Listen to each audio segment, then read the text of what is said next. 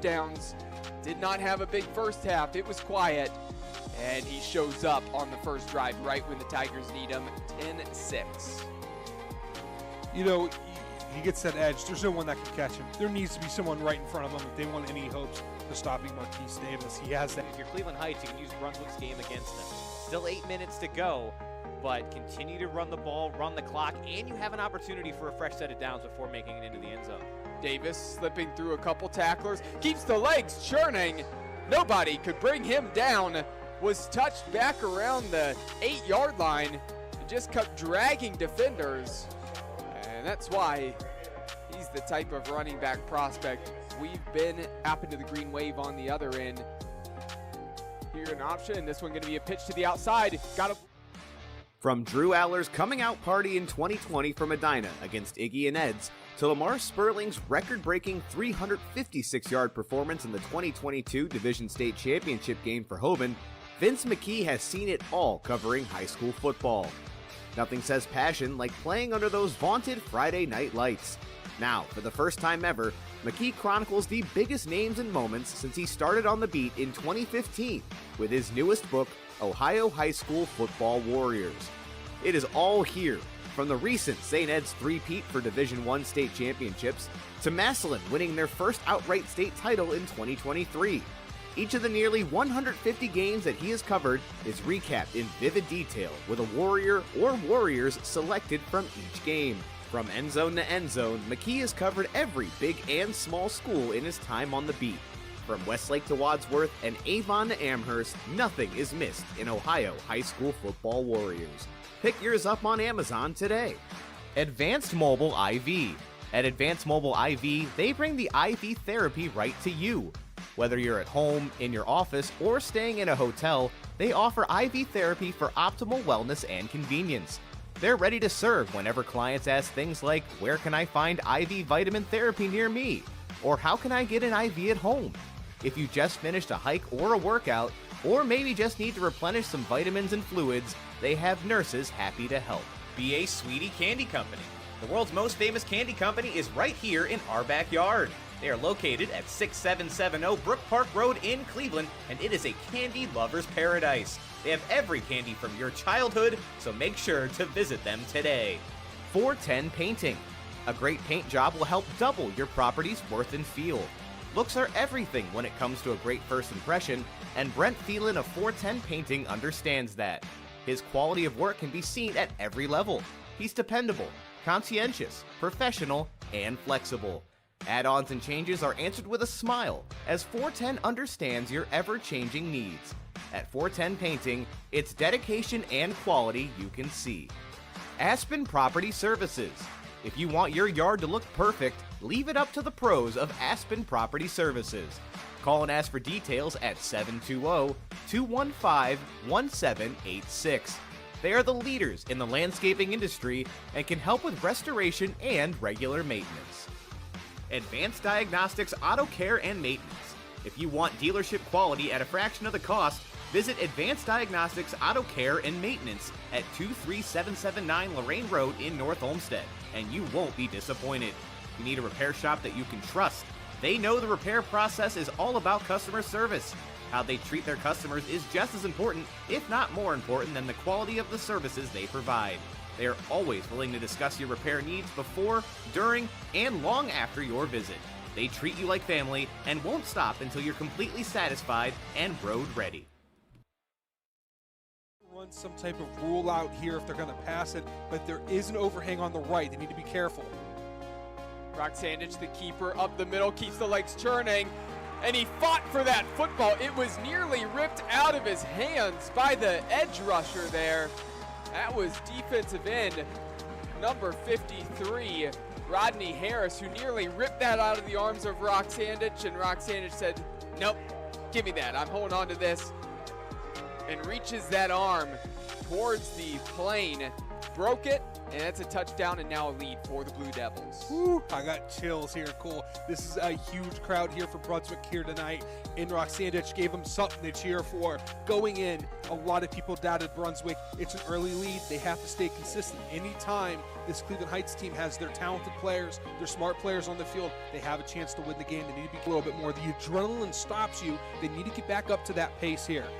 First and goal from the 10-yard line. Davis bouncing it to the outside, and he's going to walk into the end zone untouched, and just like that. 4 plays, 4 runs, all carries for Marquise Davis, a guy who ran for 333 yards last week and 4 touchdowns. Did not have a big first half. It was quiet, and he shows up on the first drive right when the Tigers need him, 10-6. You know, he gets that edge. There's no one that can catch him. There needs to be someone right in front of him if they want any hopes of stopping Marquise Davis. He has that. If you're Cleveland Heights, you can use Brunswick's game against them. Still 8 minutes to go, but continue to run the ball, run the clock, and you have an opportunity for a fresh set of downs before making it into the end zone. Davis slipping through a couple tacklers, keeps the legs churning. Nobody could bring him down. Was touched back around the 8-yard line and just kept dragging defenders. And that's why he's the type of running back prospect we've been. Happened to the green wave on the other end. Here an option. This one going to be a pitch to the outside. Got a block and going to step into the end zone right around the corner. Nice blocking there by the wide receiver, setting that edge and giving some room for number 30, Andre Jenkins, the sophomore, to make his way into the end zone untouched. And also credit to Elijah Gray on that pitch, well timed on the driving once again, looking to get their first win of the season and break that 9-game win streak for Holy Name dating back to 2013. But right now, Holy Name, they need to get a stop here. I know it's early in this game, but things are trending the way of Normandy. And a lot of it's because of Elijah Gray, the quarterback, trying to make a man miss an open field. He does. Past the 15-yard line, slips past the tackler, cuts inside, and he's going to barrel his way into the end zone. I'll tell you what's more slippery than that football tonight, and that is the quarterback, Elijah Gray. Nobody can bring that man down. Yeah, I don't even know what to say. I mean, this is one of the most exciting runners of a quarterback that I've seen. And a reminder that this trip to the Red Zone has been brought to you by Kelly McLean Achievement Center. Visit kelly-mac.com to learn more. 2nd and 2 from the 5. Have to get to the 3-yard line to pick up the first down. Rodriguez on the carry. Looks like he's going to get close and just enough to move the chains. Down at the 2. 1st and goal. That's nice having that first down marker right there. Now you have 4 golden chances at the 2-yard line to punch one in. But don't forget, Dom, this is the second time it's happened just like this. They got a fresh set of downs on the 2-yard line earlier in this game. Didn't quite turn out. Got to shake off the cobwebs. Still running out of the same set from the last 2 plays. They're going to go back to the well with Rodriguez again. And Rodriguez is into the end zone. Touchdown, Holy Name. And this crowd has come back to life after being quiet in the latter stages of the first half. 14-6, an opportunity to make it 7. That's how you set the tone. That's how you come out of half and show that we're still here, that we're not done yet. This is a tough group, as Ryan Day said in his post-game interview after the Notre Dame game. This is a tough team. That's what Holy Name is. They proved it right there with that offensive line putting in work and those running backs doing well. That was a good drive. Here's the hold, looks good, and that kick is up and good. 14-7, 1 did that. He needed that run. Yeah, he's hobbling, he's hurt, he's in pain. But as soon as he says go, and that ball hits his fingers, the light shining down bright on him, you have 11 hungry invaders trying to get to you, and all he can think of is the task at hand. Pull back to pass, looking down the field. He's got a man wide open, and he finds him into the open field, and headed for the end zone is number 7, Colin Daskos, the senior, and an opportunity to tie this game up. What a huge play there as Cole kept his eyes down the field, and there was nobody around Daskos. hurt ankle, no ankle, it doesn't matter. He can throw the ball for 68 yards in the tutty all the way to the crib. Oh, Brandon, we have an exciting football game between a one-win team and a no-win team. And baby, this crowd's into it.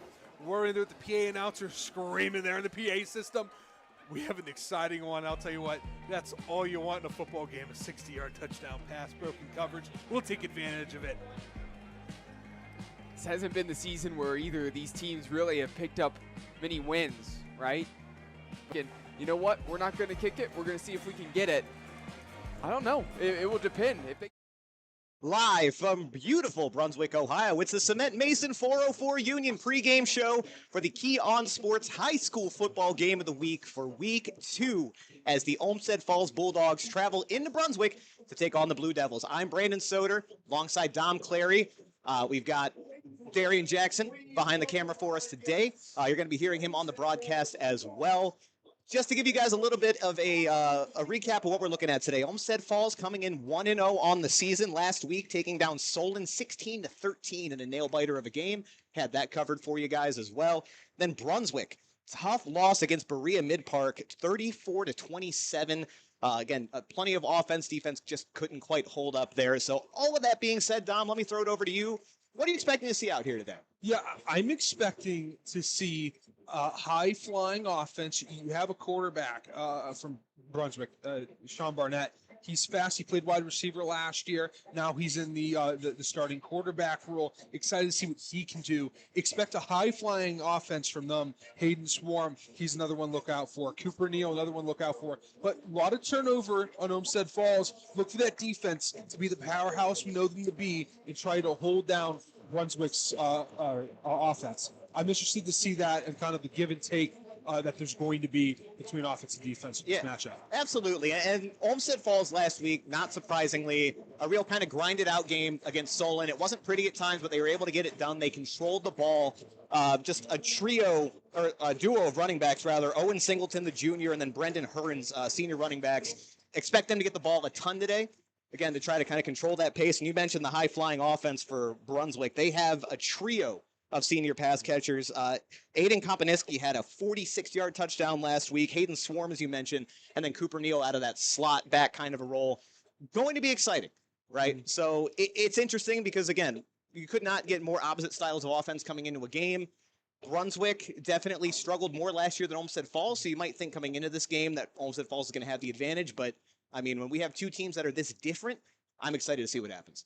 You have an older group at Brunswick. They're looking to see what they can do today. While Olmsted Falls, there is an older group in the play, but a lot of them seeing the action for the first time. So excited to see what this matchup entails here. All right, Dom. Well, we're going to get ready to send it over to the field. We will be right back. Thank you for listening to the Cement Mason 404 Union pregame show. We'll be back with action right after this. Run some type of rule out here if they're going to pass it, but there is an overhang on the right. They need to be careful. Brock Sandich, the keeper, up the middle, keeps the legs churning, and he fought for that football. It was nearly ripped out of his hands by the edge rusher there. That was defensive end number 53, Rodney Harris, who nearly ripped that out of the arms of Brock Sandich, and Brock Sandich said, nope, give me that. I'm holding on to this, and reaches that arm towards the plane, broke it, and that's a touchdown and now a lead for the Blue Devils. Woo, I got chills here. Cool. This is a huge crowd here for Brunswick here tonight.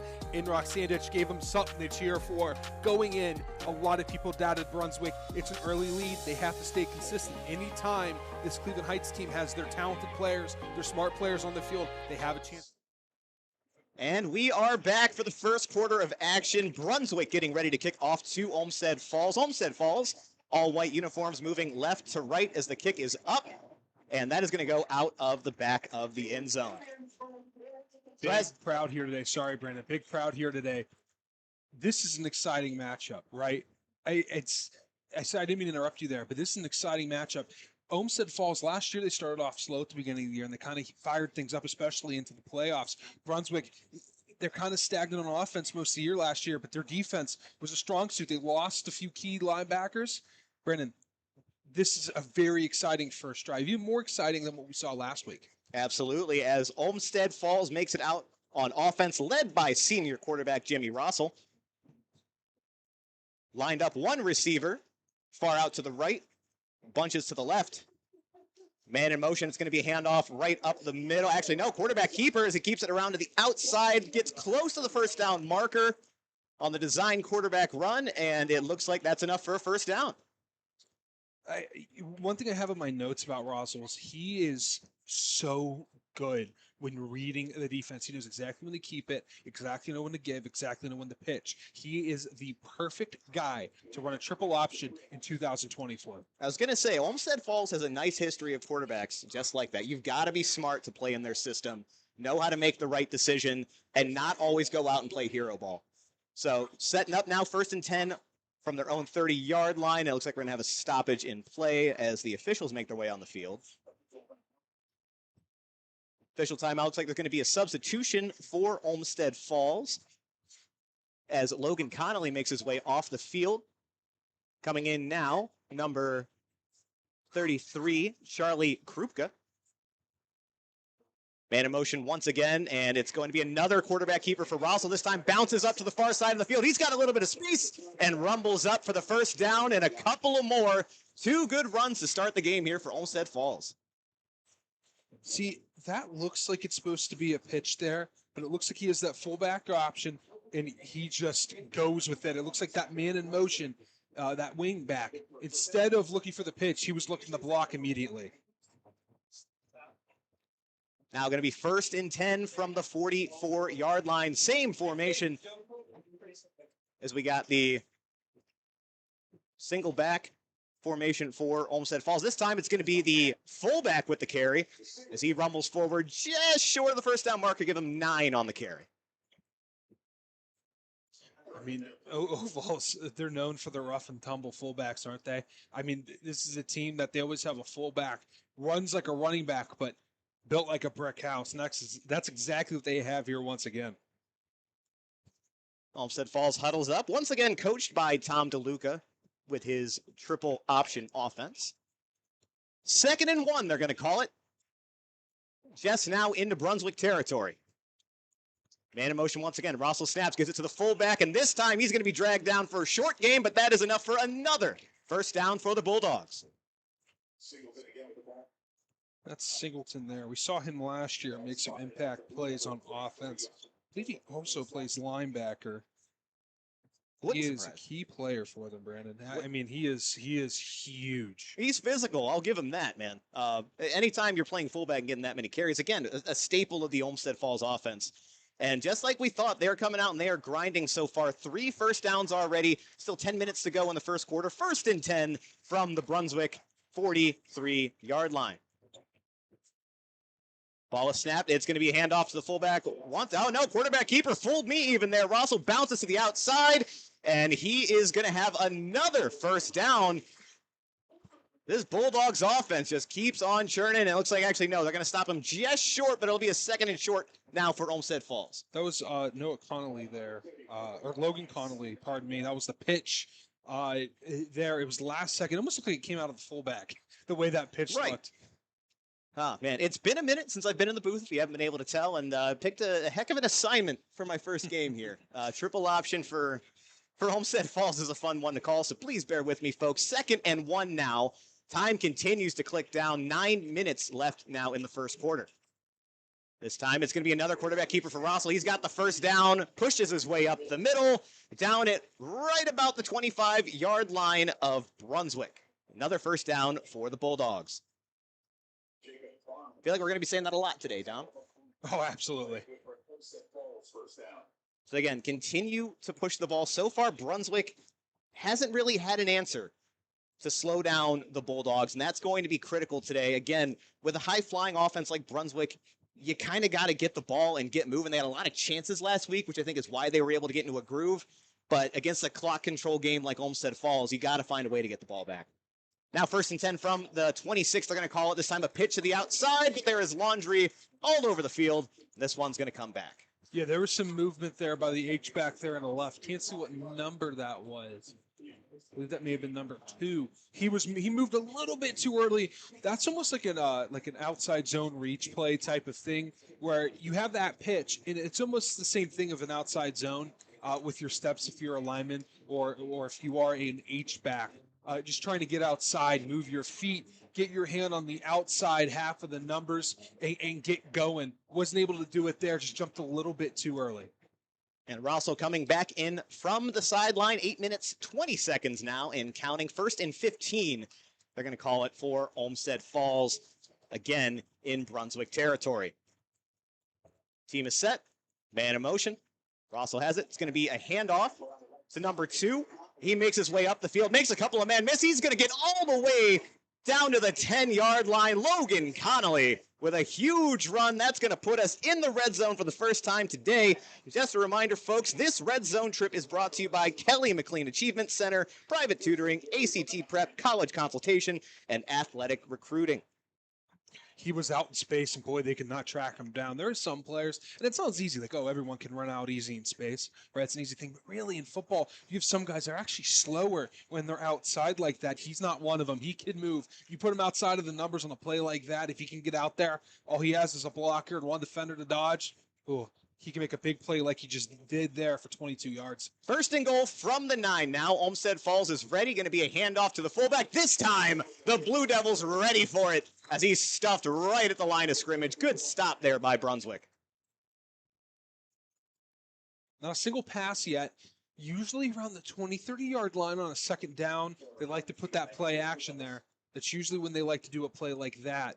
Let's see what they do here. Wouldn't be surprised if they roll out Roswell for their first pass of the day. How many times have we seen them run on their first drive and then, boom, little pop pass? You lull them to sleep. Touchdown. Yeah. You lull the defense to sleep. And right now, Brunswick is kind of selling out, as you saw in that last play, to really kind of stop this triple option attack. So again, would not be surprised at all. 2nd and goal now from the 8-yard line. Same formation now for Olmsted Falls. Man in motion to the left. It's going to be a pitch out to number 18. He's got a little bit of space, found a gap, but brought down short at about the 2-yard line. That was Brendan Hearns on the carry for the Bulldogs. And again, getting closer, but Brunswick suddenly has a chance to get out of this. 3rd and 3 now for the Blue Devils. Obviously, if you're Olmsted Falls, I feel like early on you take the points. If you're stopped here, you try to kick the field goal. Who knows? They are very close here, but still, Brunswick, if you can come away with a stop of any kind here, you've got to be thrilled. 3rd and goal from the 3 now. Handoff to the fullback once again, and he's brought down short. Down at the 1-yard line, a huge stand by the Brunswick Blue Devils defensive line. Yeah, they did a good job penetrating the defensive line, something they haven't really been able to do so far in this first drive. Penetration on the line, able to make contact, wrap up, drive your feet, bring the hips with you. That's exactly what the defense was able to do there on a fullback that is really hard to bring down in Singleton. And it looks like Rossel's back on the field here. 4th and goal from the 1. I like this play, Brandon. I like it a lot. To go up early. It's going to be a handoff to the fullback. And it's going to be close. What are the refs going to say? He was right on the line. And early indications is that he was stopped. Brunswick fans are going nuts. Still a discussion going on. Olmsted Falls thinks they got it. Again, still some discussion on the field. I think he was short, though. This might be Brunswick's ball. I think there was an elbow down right before the ball crossed the plane. Let's see. Olmsted Falls thinks they have it. Brunswick thinks they have it. And Brunswick comes up with a huge stop.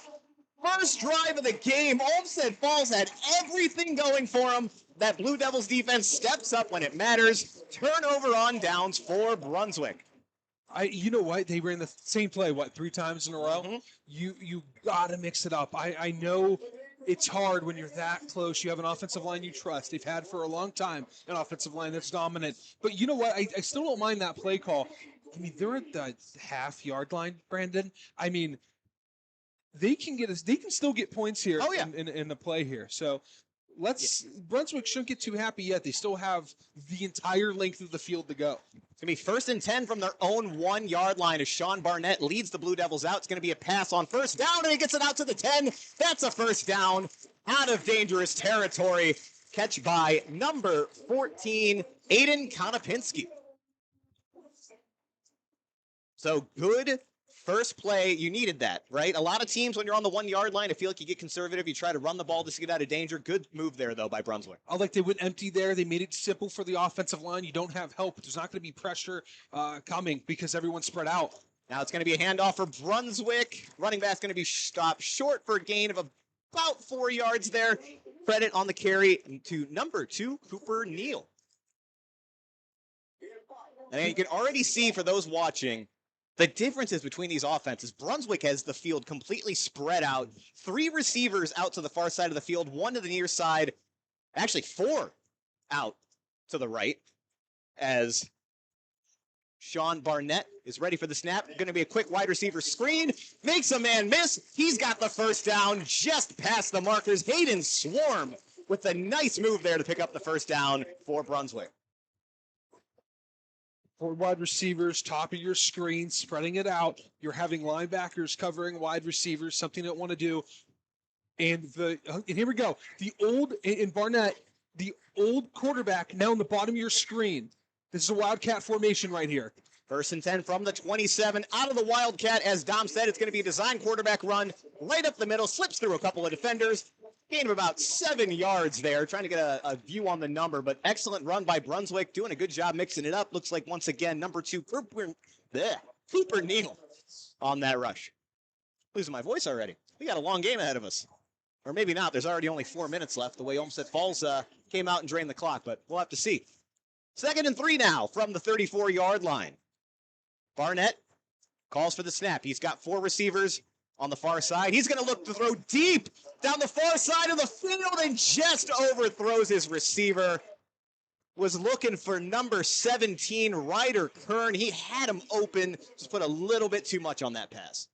You know, last year we saw a Brunswick offense, again, different quarterback, different coaching staff, but you saw a team that was really run heavy. They would throw the ball deep on occasion, but mainly they were running the ball pretty often.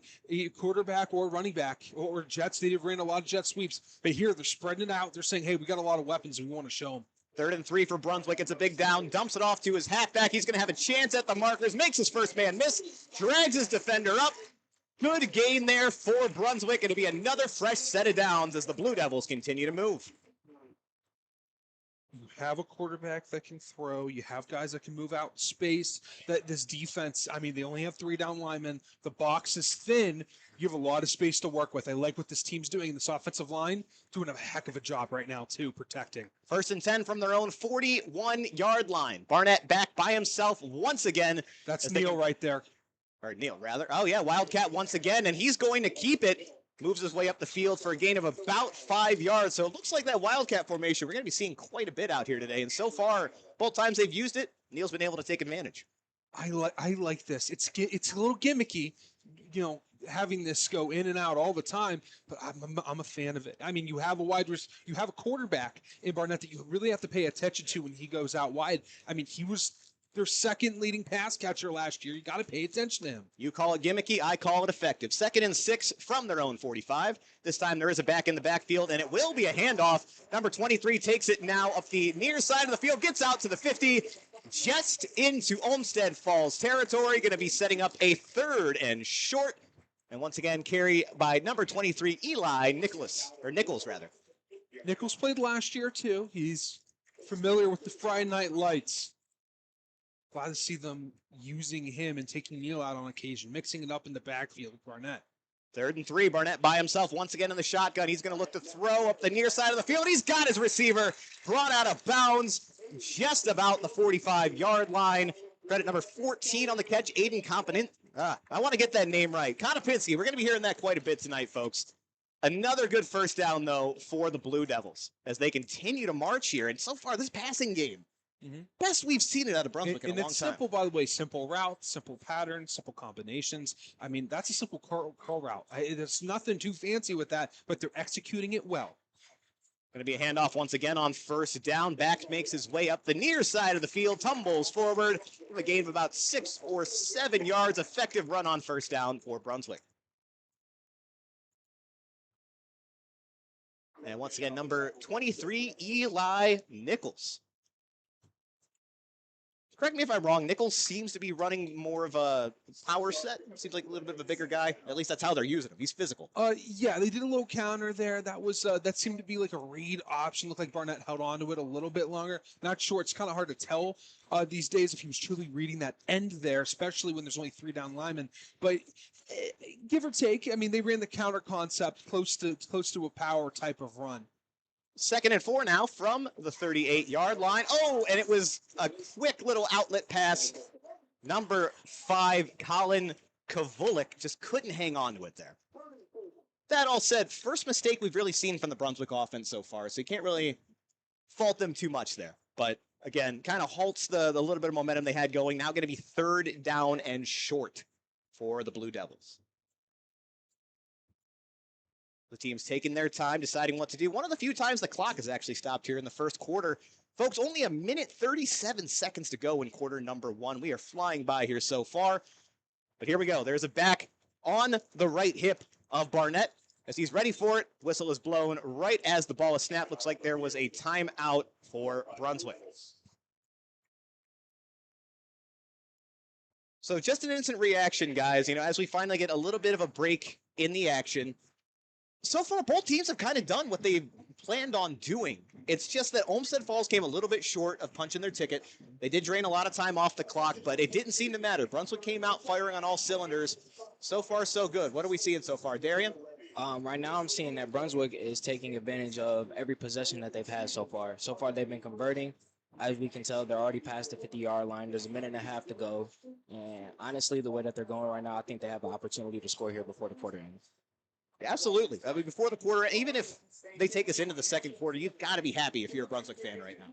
Absolutely. This is an offense that's interesting, and it's a passing offense, but it's almost like usually when you think of a passing offense, you think of throwing the ball 10 yards, 15 yards on the field. They're not doing that. They're throwing the ball behind the sticks. They're throwing it 2, 3, 4 yards on a curl route, getting their guys in space so they have the opportunity to make a play. Yes, the ball's in the air, but it's not in the air for very long. No, but this is a good offense right now. It's effective, and normally the first few weeks of the high school football season, advantage to the defense, right? Yeah, absolutely. Because guys are still getting settled in, especially for a first-year starting quarterback. You've got to be thrilled right now for Brunswick. 3rd and 4 now from the Olmsted Falls 38-yard line. He's looking over to the right side. Receivers got it. Gets contact right at the line, but fights through. And another first down for Brunswick. Cooper Neal once again coming up big for the Blue Devils. Really utilizing Cooper Neal here. Guys, they like to use a lot in the backfield, out wide. I believe he played out wide a lot last year, if I remember correctly, Brandon. He's a guy that he's one of those players where when he's on offense, you give him the ball any opportunity he has. He's that kind of playmaker. But what's great is he's a lot of players that compliment him. Neal in the backfield once again. They're going to send a man in motion now. 2 backs in the backfield on Barnett's hips. Going to send a man in motion once again, but Barnett is going to keep it. Looked like an option play. Still looking to throw and just throws it out of bounds in the general direction of Ryder Kern. But looked like kind of a designed option, just didn't really see anywhere good to go with the ball. Yeah, he had an opportunity to give the ball. It was a swing pass as well, RPO. Decided that, no, I pulled the ball probably a little bit too early, and I'm just going to scramble, buy time, see if something happens. No, nothing there. I'm going to throw the ball out. It's a smart play there by the young man. This is his first year starting quarterback the whole season. I mean, we've seen him for plays. We've seen him for quarters last year. But this is the first time we've seen him in action. And, boy, does he look good thus far. Really poised there in the backfield. Under a minute to go now in the first. Clock is stopped. 2nd and 10 from the Bulldog 33-yard line. Man in motion over to the left side. It's going to be a handoff right up the middle. A gain of maybe 4 yards there. Once again, Cooper Neal on the carry, so getting him involved any way that they can currently. 45 seconds and counting. Another 3rd down situation. Should be noted last week, a really good performance by Brunswick kicker Vincenzo, and I'm going to say this wrong probably, Teodoro. Right? So if you do have to settle for a field goal in this situation, maybe not the worst thing for Brunswick. They have a reliable kicker. At least it seemed like it from week 1. But obviously you'd rather take the 6. 3rd and 8 now from the 31-yard line. Quarterback's back to throw it. Going to go right at the sticks, but just out of reach of Colin Kavulik, and it's going to be 4th down now for Brunswick. I will say I'm a fan of that protection they had there. They had a half-man slide to the left. That means from center, guard, tackle on the left side. It's zone left, zone left, zone left. You're always looking to your left to see who's coming there. Right side, it's man-man. And then if there's a guy that comes in, it is the halfback's responsibility to pick that. Those good pass pro probably could have settled his feet a little bit more there, but just a little bit outside. It was a good read on the quarterback's behalf of trying to find an open man. All right, going to go for the field goal. D. Teodoro. Let's see if I get chased out of the stadium for the announcer curse. That is up, and it is good. So Brunswick, first ones on the board. Their drive was stalled after that great momentum they started out with, but it's okay. They still come away with 3, and they come away with the lead, 3-0 over Olmsted Falls. That's a good way to get the lead there here to start the game. Absolutely. Again, that's going to come into play. In a game like this where Olmsted Falls is going to try to grind it out, having a kicker you can rely on like that can absolutely be huge. We saw it a few times last year. We had 2 different games, walk-off field goals. So do not be surprised if we get something like that today, especially if Olmsted Falls can settle in and start to, actually be able to put points up on the board. For the most part, their offense did everything that they wanted to do. It took a long time for Brunswick to really take a stand. To what you were saying, they never really mixed it up. It was kind of the same plays over and over again. The Blue Devils picked up on that. So interested to see now how Olmsted Falls is going to respond. Once again, as they're getting ready to receive the kickoff, Olmsted Falls in the all-white uniforms, moving from left to right on your screen. Brunswick Blue Devils in their blue tops with the black bottoms, white helmets. They're going to be moving from right to left. As they all run up to the ball. Almost look like a little fake out to Olmsted Falls. Now they settle in. And the kick is up. Olmsted Falls back to receive it. Once again, that's going to go all the way out of the back of the end zone. My goodness. When was the last time we've seen a kicker on a broadcast? And by the way, the last time we saw it, it was before we started video. It was me and Cole on audio. And it was Owen Wiley versus, he went to Ohio U. The kid from Avon. Oh, why? That's going to, Vacos. Yeah. Yep, and he's at Wisconsin now. That was the last time we've seen a kicker this good. Owen Wiley now at Akron fighting for the starting job. And Vacos, obviously, starting kicker at Wisconsin. Oh, that's right. I thought Cincinnati at first. That's because of the Luke Fickle connection there. Yep. All right, going to be 1st and 10 now from their own 20. Just 12 seconds to go in the quarter. Likely the last play we are going to see before breaking. It's going to be a quarterback keeper once again, but Brunswick all over that. Gain of about 2 for Jimmy Rossell. And that is going to do it for the first quarter. Your score, the Olmsted Falls Bulldogs 0 and the hosting Brunswick Blue Devils 3. We'll be right back after these messages. This week's Key On Sports Game of the Week is brought to you by Balance Approach. Balance Approach focuses on helping businesses think strategically, develop the people on their team, build and deliver a superior client experience, and plan for the future. They also specialize in working with individuals new to sales and leadership roles within an organization to help develop their skill set and effectiveness as a leader. Get unstuck for good. Carl's Transport LLC. If you need a reliable lift in a vehicle that's safe, clean, and comfortable, then your first and only call needs to be to Carl at Carl's Transport. He's the leader in the mobile transportation business. You can reach him at 440-829-2287 for all your transportation needs.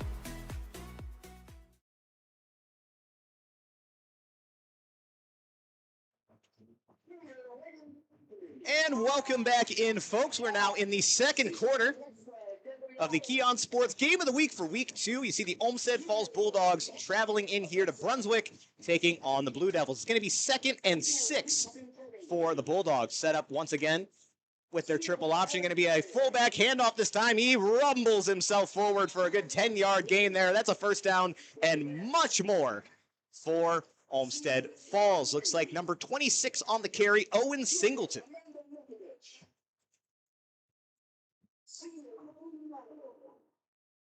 So again, Fun game here so far, low scoring game, but the offenses have both really been able to move the ball at this point, so expect more to get up on the board now that the first drive jitters are kind of out of the way. 1st and 10 from the 36. Jimmy Rossell set under center. He's ready, sends his man in motion. It's going to be a handoff to number 18 this time. Tries to find some room up the right side of the field and is brought down after a gain of just 1. Brendan Hearns on the carry. Yeah, that's a counter. It's weird to tell in the flex bone, I believe is how they call it. It's Love that. yeah, the flex bone. It is one of the it's off the ancestral tree of the wishbone. You can say it's more usually you see it more in the triple option, while the wishbone is usually more flip power, fullback dive, flip power, flip power, flip power, sweep, sweep, sweep. This is a little bit different, but that's a counter. You see that very common if you watch teams like Army and Air Force and Navy. 2nd and 9 now from the 37, and they're going to throw it this time, but under pressure, quarterback rolls out to the right. He's past the line of scrimmage, knocked out after about a 7-yard gain. Good job on Jimmy Rossell for being able to escape the pressure there, but first throw of the game for Olmsted Falls, Brunswick was ready for it. Pressure right up the middle, really had no time to get settled. Yeah, so it's funny, you say they're ready for it, but in reality, it's not. They weren't ready for the pass. They were playing aggressive on the run, and they jammed up the wingbacks and wide receivers, making it where they couldn't even get out on the routes. I believe they may have called pass interference because of it. I was going to say, seeing what we're doing, they're all the way back now. They're only showing a gain of a yard. So I'm not showing, yeah, they are going to move this up. So Rossell initially did step out of bounds. It looks like after only a yard gain, but where this ball is spotted, looks like it's going to be 2nd and very short. Still a little bit of discussion on the field as to exactly what's going on. Ball's been picked up again. So we'll give them a moment to kind of sort things out as the referee's going to make the discussion. Looks like you're right, though, Dom. Looks like it is going to be pass interference, so a nice break for Olmsted Falls. And that is going to push them into Blue Devil territory. I believe pass interference will be what the call is. It will be deemed there. 15 yards, typically what you see at college and in the high school levels. Well, heavy formation there on the left. They got a few extra down linemen and H-back there. I'd be surprised if the ball doesn't go that way. And it's going to be another fullback handoff, pushes his way up. Going to be another 5-yard gain. Once again, we're going to be saying that quite a bit, but, if it's working, keep doing it if you're the Bulldogs. So they continue now to push into Blue Devil territory. And still really haven't seen them throw the ball too much, but it's worked to this point. We'll see if Brunswick once again tightens up as we get closer to the red zone. 2nd and 6 from the 41-yard line. About 10 minutes to go now in the half. Rossell sets. Man's in motion. Fullback handoff once again. He's got a couple linemen pushing him back up, but it's going to be a very short gain. It's going to set up 3rd and about 3 now for the Bulldogs. You still give them that triple option a try there in the flex bone. Again, it's working. If you're Olmsted Falls, start trying to bounce it to the outside a little bit. You have the athletes, you have the speed to really hit the corners there.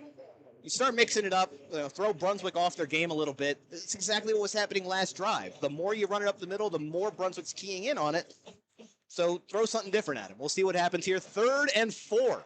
Critical early down conversion here for the Bulldogs. Heavy set on the left there. A few down linemen, man in motion, but as you can tell, they stopped the play early.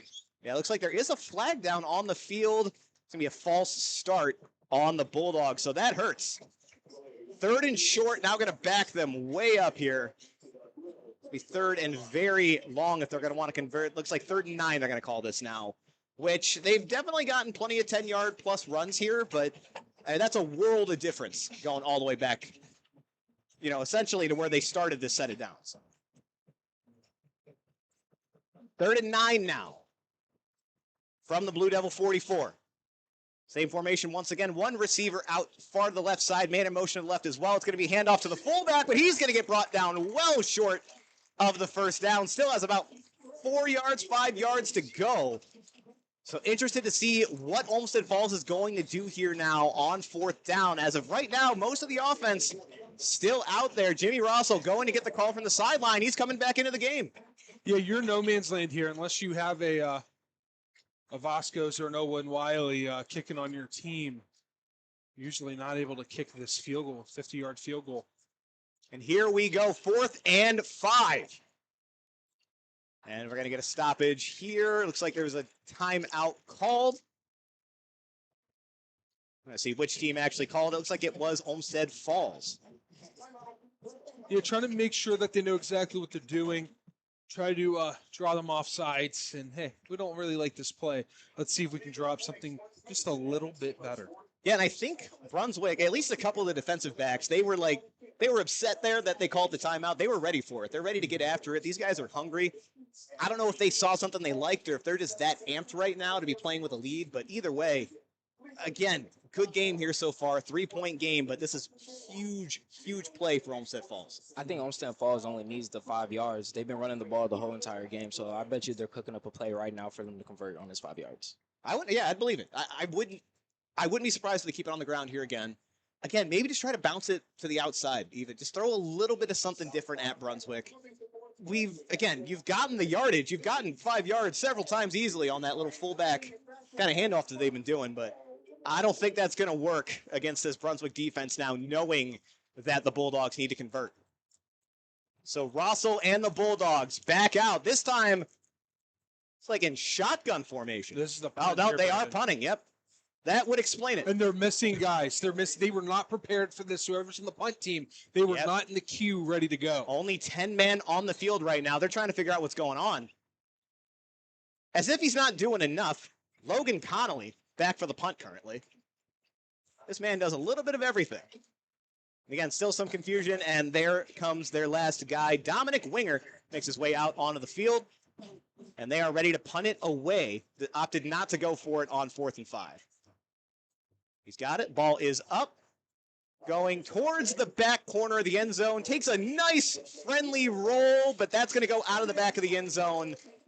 So it's going to be Brunswick starting on their own 20-yard line. Again, saw some flashes of the offense that were reminiscent of with the Bulldogs, but just couldn't capitalize, couldn't quite get that last conversion they needed. And now Brunswick with a lead coming back out. 8 minutes to go still in the half. Plenty of time to put more up on the board. Sean Barnett leads his Blue Devils back out onto the field. Maybe smelling a little bit of blood in the water here, hoping to make this a 10-point game if they can drive down the field. He's got 2 backs, one on his right, one on his left, 2 receivers out left, 1 to the right. Barnett's talking to his line, making sure everyone's got the call. Play's ready to resume. Settles, he's ready. Man in motion now over to the right side. It's going to be a handoff to that man, number 23, as he counters back over to the left side. He's got some room to work, gets to the first down marker, still fighting his way up. My goodness, he just did not want to go down there. That man refused to be tackled. Whew. And Eli Nichols once again. My goodness. Great play design. You have the motion. You bring a linebacker out. You bring that Will out, moving to the outside. You take him out of the play. You block him with the motion, and then boom. Instead of having that guy just as a dummy call, oh, he's right in that play. We're giving him the ball with the counter. Linebacker counting him out of the blocking scheme, and he just has room to work with. 1st and 10 from the 32. Barnett looking to throw, facing some pressure up the middle, trying to evade the sack. He's not going to get out of it, though. Credit to number 70, Nathan Scheffler, coming right up the middle for the first sack of the game. My goodness, yeah. Barnett just never really had a chance to set up. Looked like he was looking deep, but again, defenders ready for it, able to break through the line there. Now going to be 2nd and 17. So a little bit of ground to make up for Brunswick, but they've got the offense to do it. We've seen them pick up chunks here before. Just need to get to the 10 here. Just make it a little bit easier. You don't have a 3rd and 15 play, but you have a 3rd and 10 play. Barnett by himself, going to be a quick pass out to the left.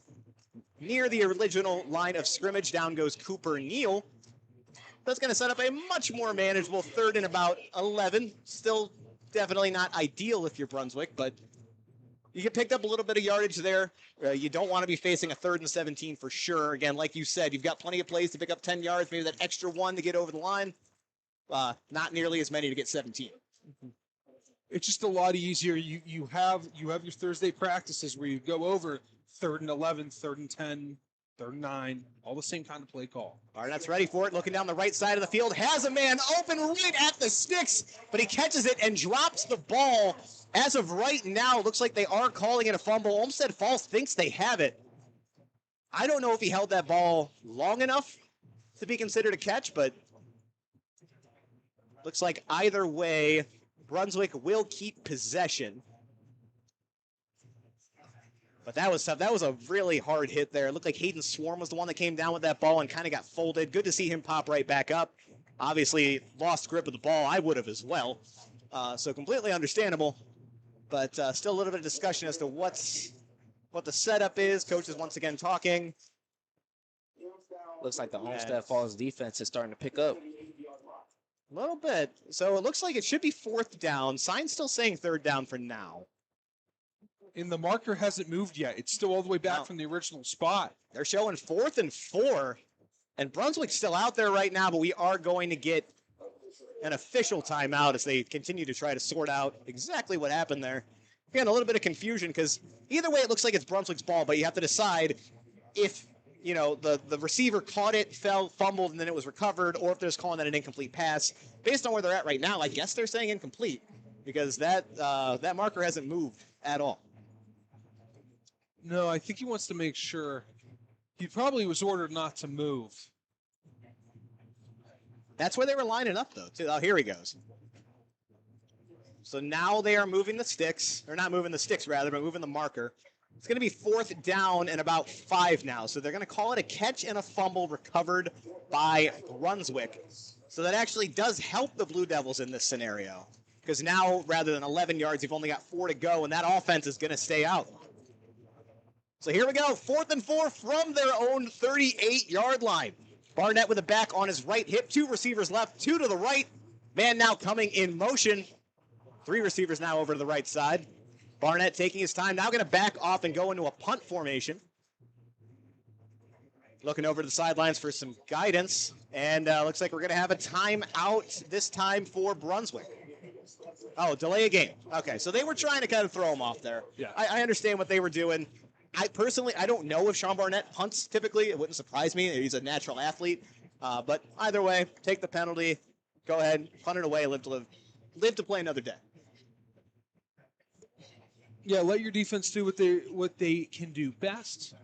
And you're up 3-0. You want a touchdown. This team's capable of scoring, but right now, let your defense really speak for you here. They've held up so far. I mean, we're almost all the way through this first quarter, yet to surrender any points to Olmsted Falls. Good booming kick, going to get out to the 30-yard line where a fair catch is called for.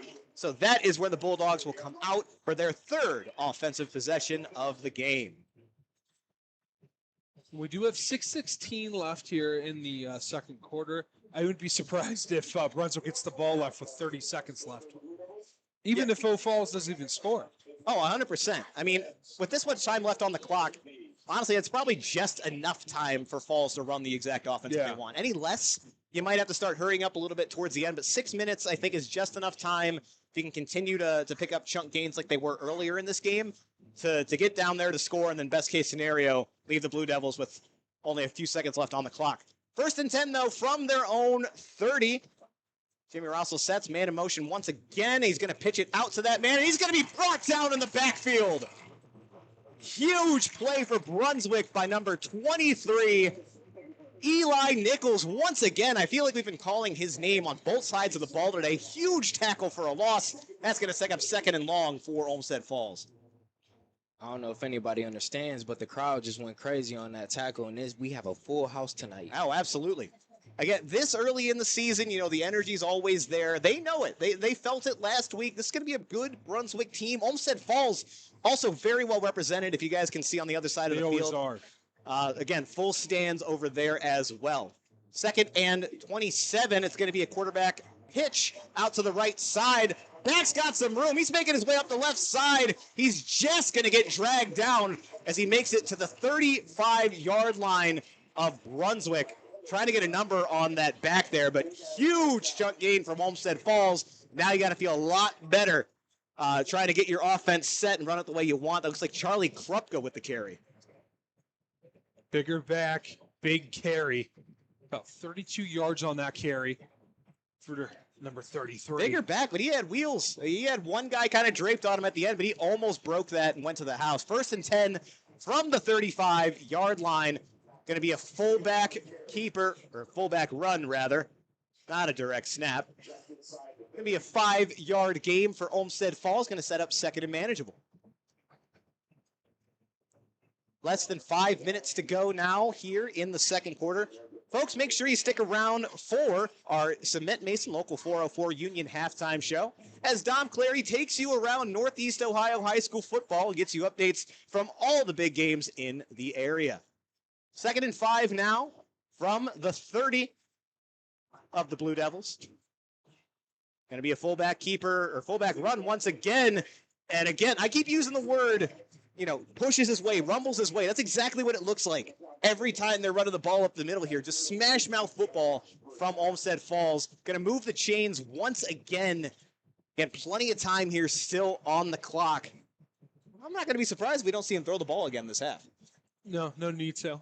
Your run game is doing exactly what it needs to do. You're creating opportunities on the outside because you're dominating between the tackles. One thing I want you to look at, you have the tight end there on the bottom of your screen, and then you have an H-back who doesn't look like he's even going to go. There he goes there, really tight to the line. Quarterback keeper for Rossell tries to run up the strong side of the field. He's going to get shoved back, but forward progress should give him about a 5-yard gain. Just a reminder, folks, this trip to the red zone is brought to you by Kelly and McLean Achievement Center, the private tutoring, ACT prep, college consulting, and athletic recruiting resource. 2nd and 7 now for the Bulldogs. As time continues to tick away, probably only going to see at most one more possession here before the half. One receiver out to the far left for the Bulldogs as they get set once again in the flex bone. And it's going to be a fullback run. Had a little bit of daylight, but brought down just past the 1st down marker. Saves the touchdown, but once again, Olmsted Falls knocking on the door of the end zone. They're going to hurry up here. 1st and goal from the 4-yard line. They're going to snap it, and they're just going to give it once again to the fullback. This time, he's got enough. Looks like he broke into the end zone. Touchdown. Bulldogs, the first of the game. Owen Singleton on the carry. Just keep running fullback dive, keep running fullback dive, and keep on running fullback dive. Just run the darn ball. That's what I like to say right there, Brendan. That's perfectly executed. You're running that option on the outside. You're keeping the outside linebackers humble while, making those inside players really scared that they're going to have to face a fullback dive. And boy, did it work there. Kalen Kaufman lines up for the extra point. And it is up, and it is good. So despite not getting the start that you would have wanted if you're Olmsted Falls, that's the beauty of the offense that they run. It is 7-3. May not necessarily feel like that if you've been watching this game from beginning to end because Brunswick has had the more explosive offense. It feels like they've been able to kind of pass the ball at will, but here we are. They've only been able to put 3 up on the board, the first 7 for the Bulldogs. That is their game. That is how they squeaked one out against Solon last week. Looks like we're heading the same direction here today. Past few years, we've seen a Olmsted Falls teams, that starts off really fast, right? They put up 21 points in the first half, no matter who they're playing. This year, taking them a little bit to get going in the first half.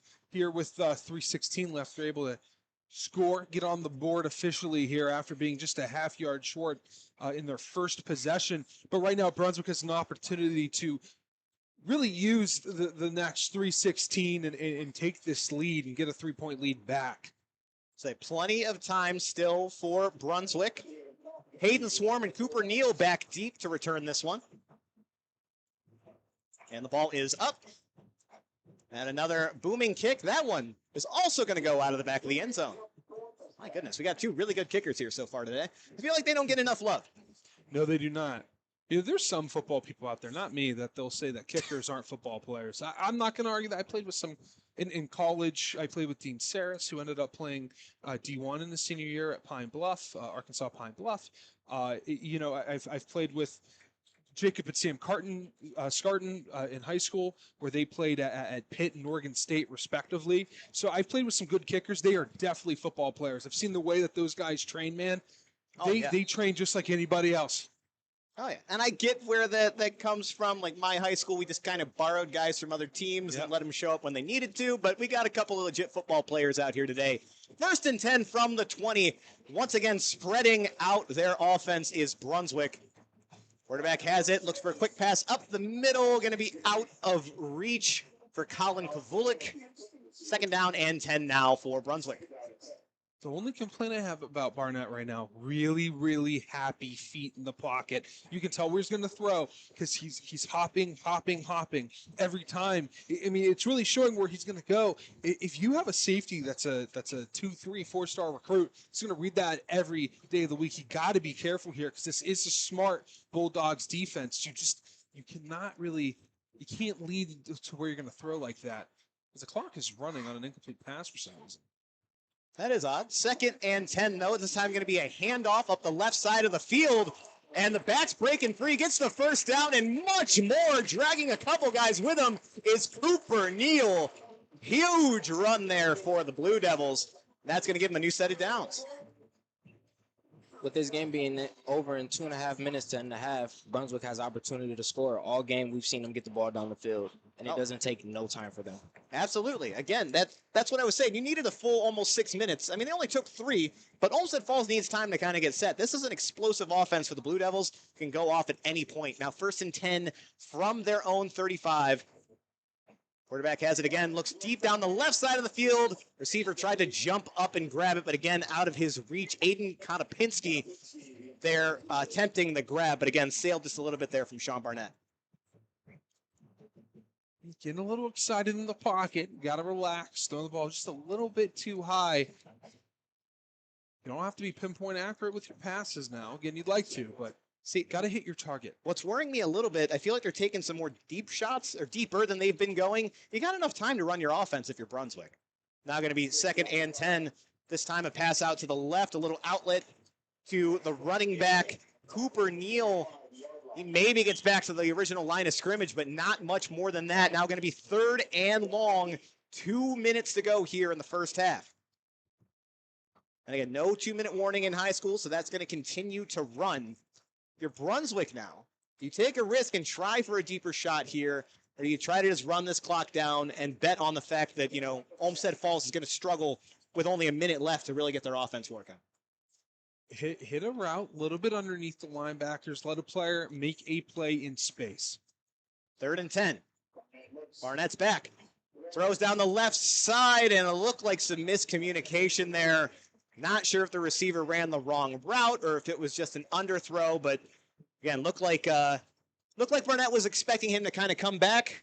Just didn't quite happen there, so that's going to be 4th down now. Minute 26 left, and they're going to punt the ball away. A little bit of argument there on the sideline.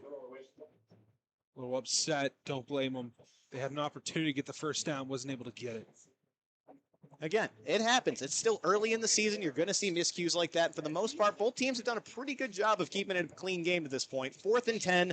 The punt is up and away. Fair catch called for about the 27-yard line. Logan Connolly back there to receive the punt. So they don't have an official pass play yet. They've ran a pass play, but it ended up in a run. Yep. So actually, it was a no play because it was a penalty. So we'll see if, with a minute 20, if this is when they decide the pass. I feel like it's not going to be just pass happy right away. I feel like you maybe try to break off a couple of runs.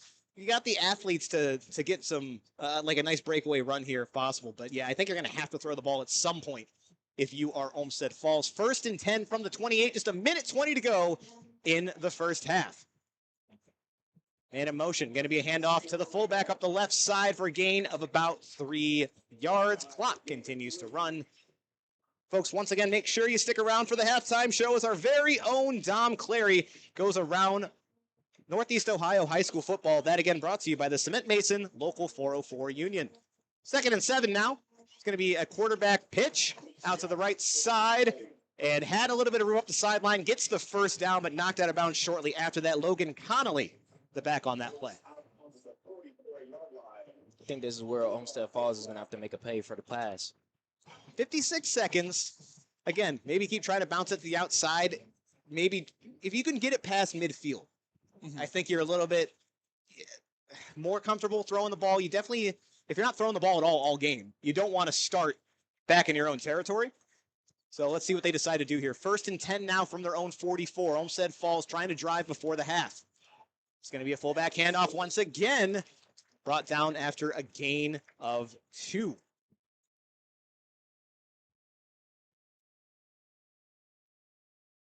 And once again, Owen Singleton on the carry. Want to make sure I get him credit. He has carried quite a bit of the workload so far here today for Olmsted Falls. 35 seconds and counting. 2nd and 8 now for Olmsted Falls.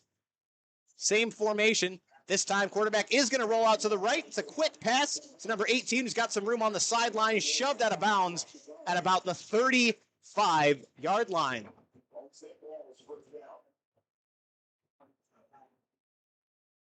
And trying to get a read on the number there to give them credit. I know I literally just said it. Brendan Hearns on the reception, the senior. 24 seconds to go now. We did go out of bounds, so the clock stops. They are at the Brunswick 35-yard line. Ball is snapped. It's going to be another fullback handoff. This time picked up a bigger chunk. A little bit short of the first down, and we are going to get a timeout for Olmsted Falls. It'll be 2nd and 3 when they come back from the break. They're doing a good job getting that initial push on the offensive line. That offensive line really dominating thus far, making, Singletary, a bad gain for him is 3 yards. Really. Yeah. I mean, that's not, that's pretty impressive for an offensive line. If you get 3 yards of push on the initial contact, you're doing something right there in the weight room. Absolutely. And considering his workload, Singleton has been called on so many times, and it's kind of more of a design of the offense that they've stalled out a couple of times. He's yet to be brought down in the backfield. He's yet to not at least gain a yard, right? And on the majorities, like you said, it's at least 3 yards, 4 yards. So he's having himself a good game still, but in comparison, they need a little bit more to really get this offense going. I'm not discrediting Tim at all.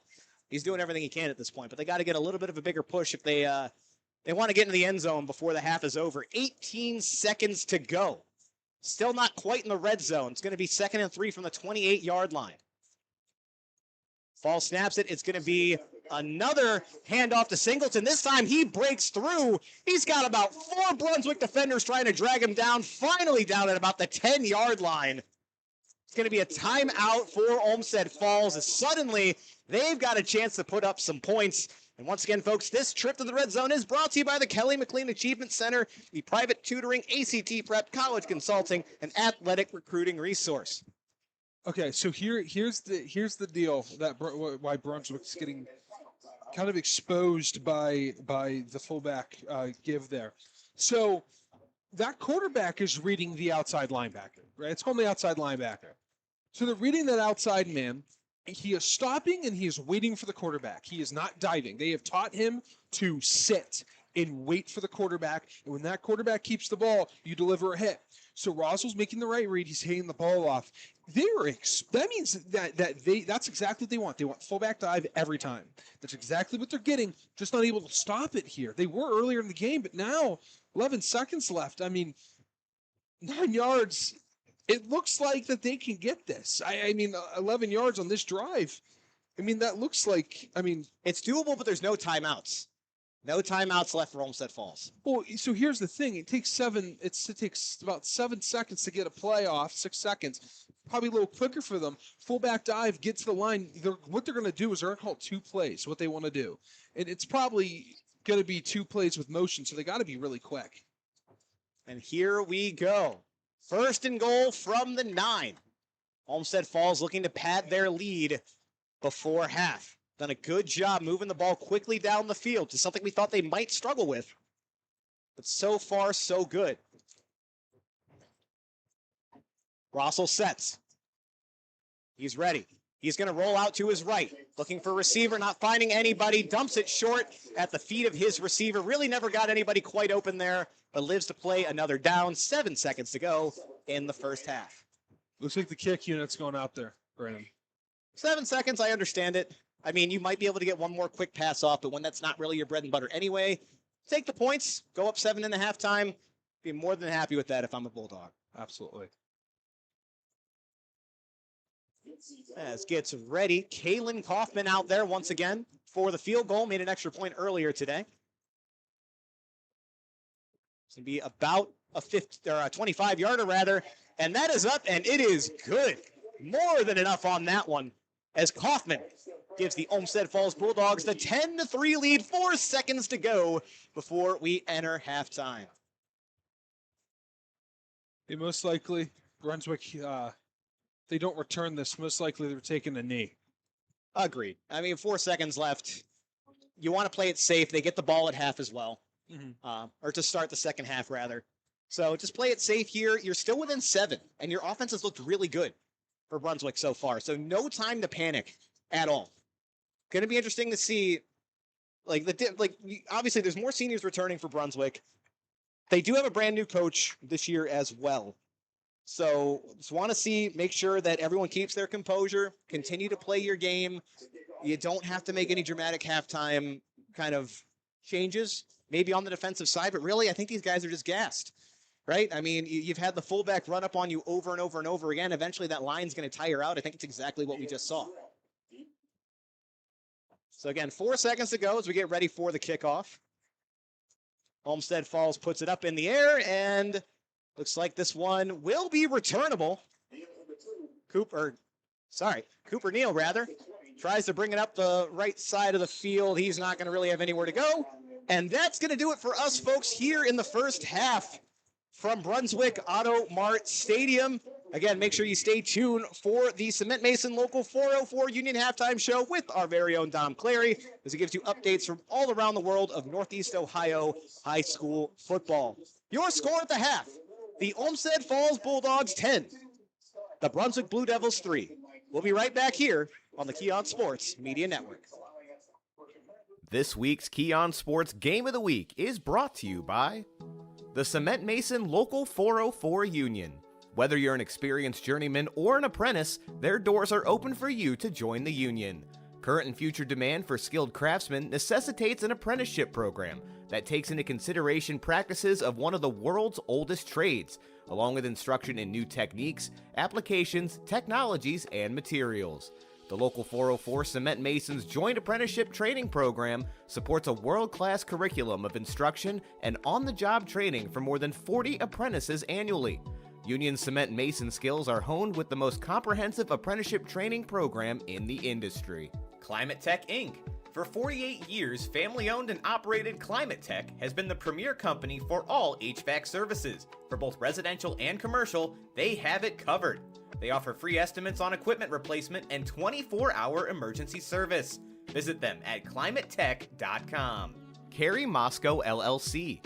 Carrie Moscow is an Ohio-licensed independent social worker, psychotherapist, and mental performance mastery coach who's been providing therapy to young women and teens for over 16 years. She specializes in empowering young women in their late teens, 20s, and early 30s to gain mastery over their mind. She'll help you manage your anxiety, heal trauma, and improve self-esteem while building healthy habits to support strong mental health and stress management skills. Mental training will help you stay strong, healthy, and enjoying your sport for the long term. She can be reached at carrie@carriemoscow.com. Christine Dort Photography. From sports to real-life photos, don't let a big event go by without Christine Dort there to photograph it. Find her today on Facebook or at www.christinedortphotography.com for all your photo needs. Dave's Golden Shear Barbershop. Dave's Golden Shear Barbershop has been your trusted barber for nearly a century of great haircuts. With affordable prices and excellent customer service, there's no better place to get your cut. It is located at 26915 Center Ridge Road in Westlake. Run some type of rule out here if they're going to pass it, but there is an overhang on the right. They need to be careful. Roxandich, the keeper, up the middle, keeps the legs churning, and he fought for that football. It was nearly ripped out of his hands by the edge rusher there. That was defensive end number 53, Rodney Harris, who nearly ripped that out of the arms of Roxandich, and Roxandich said, nope, give me that, I'm holding on to this, and reaches that arm towards the plane, broke it, and that's a touchdown and now a lead for the Blue Devils. Woo, I got chills here, Cole. This is a huge crowd here for Brunswick here tonight, and Roxandich gave them something to cheer for. Going in, a lot of people doubted Brunswick. It's an early lead. They have to stay consistent. Anytime this Cleveland Heights team has their talented players, their smart players on the field, they have a chance to win the game. They need to be a little bit more. The adrenaline stops you. They need to get back up to that pace here. First and goal from the 10-yard line. Davis bouncing it to the outside, and he's going to walk into the end zone untouched, and just like that, 4 plays, 4 runs, all carries for Marquise Davis, a guy who ran for 333 yards last week and 4 touchdowns. Did not have a big first half. It was quiet, and he shows up on the first drive right when the Tigers need him, 10-6.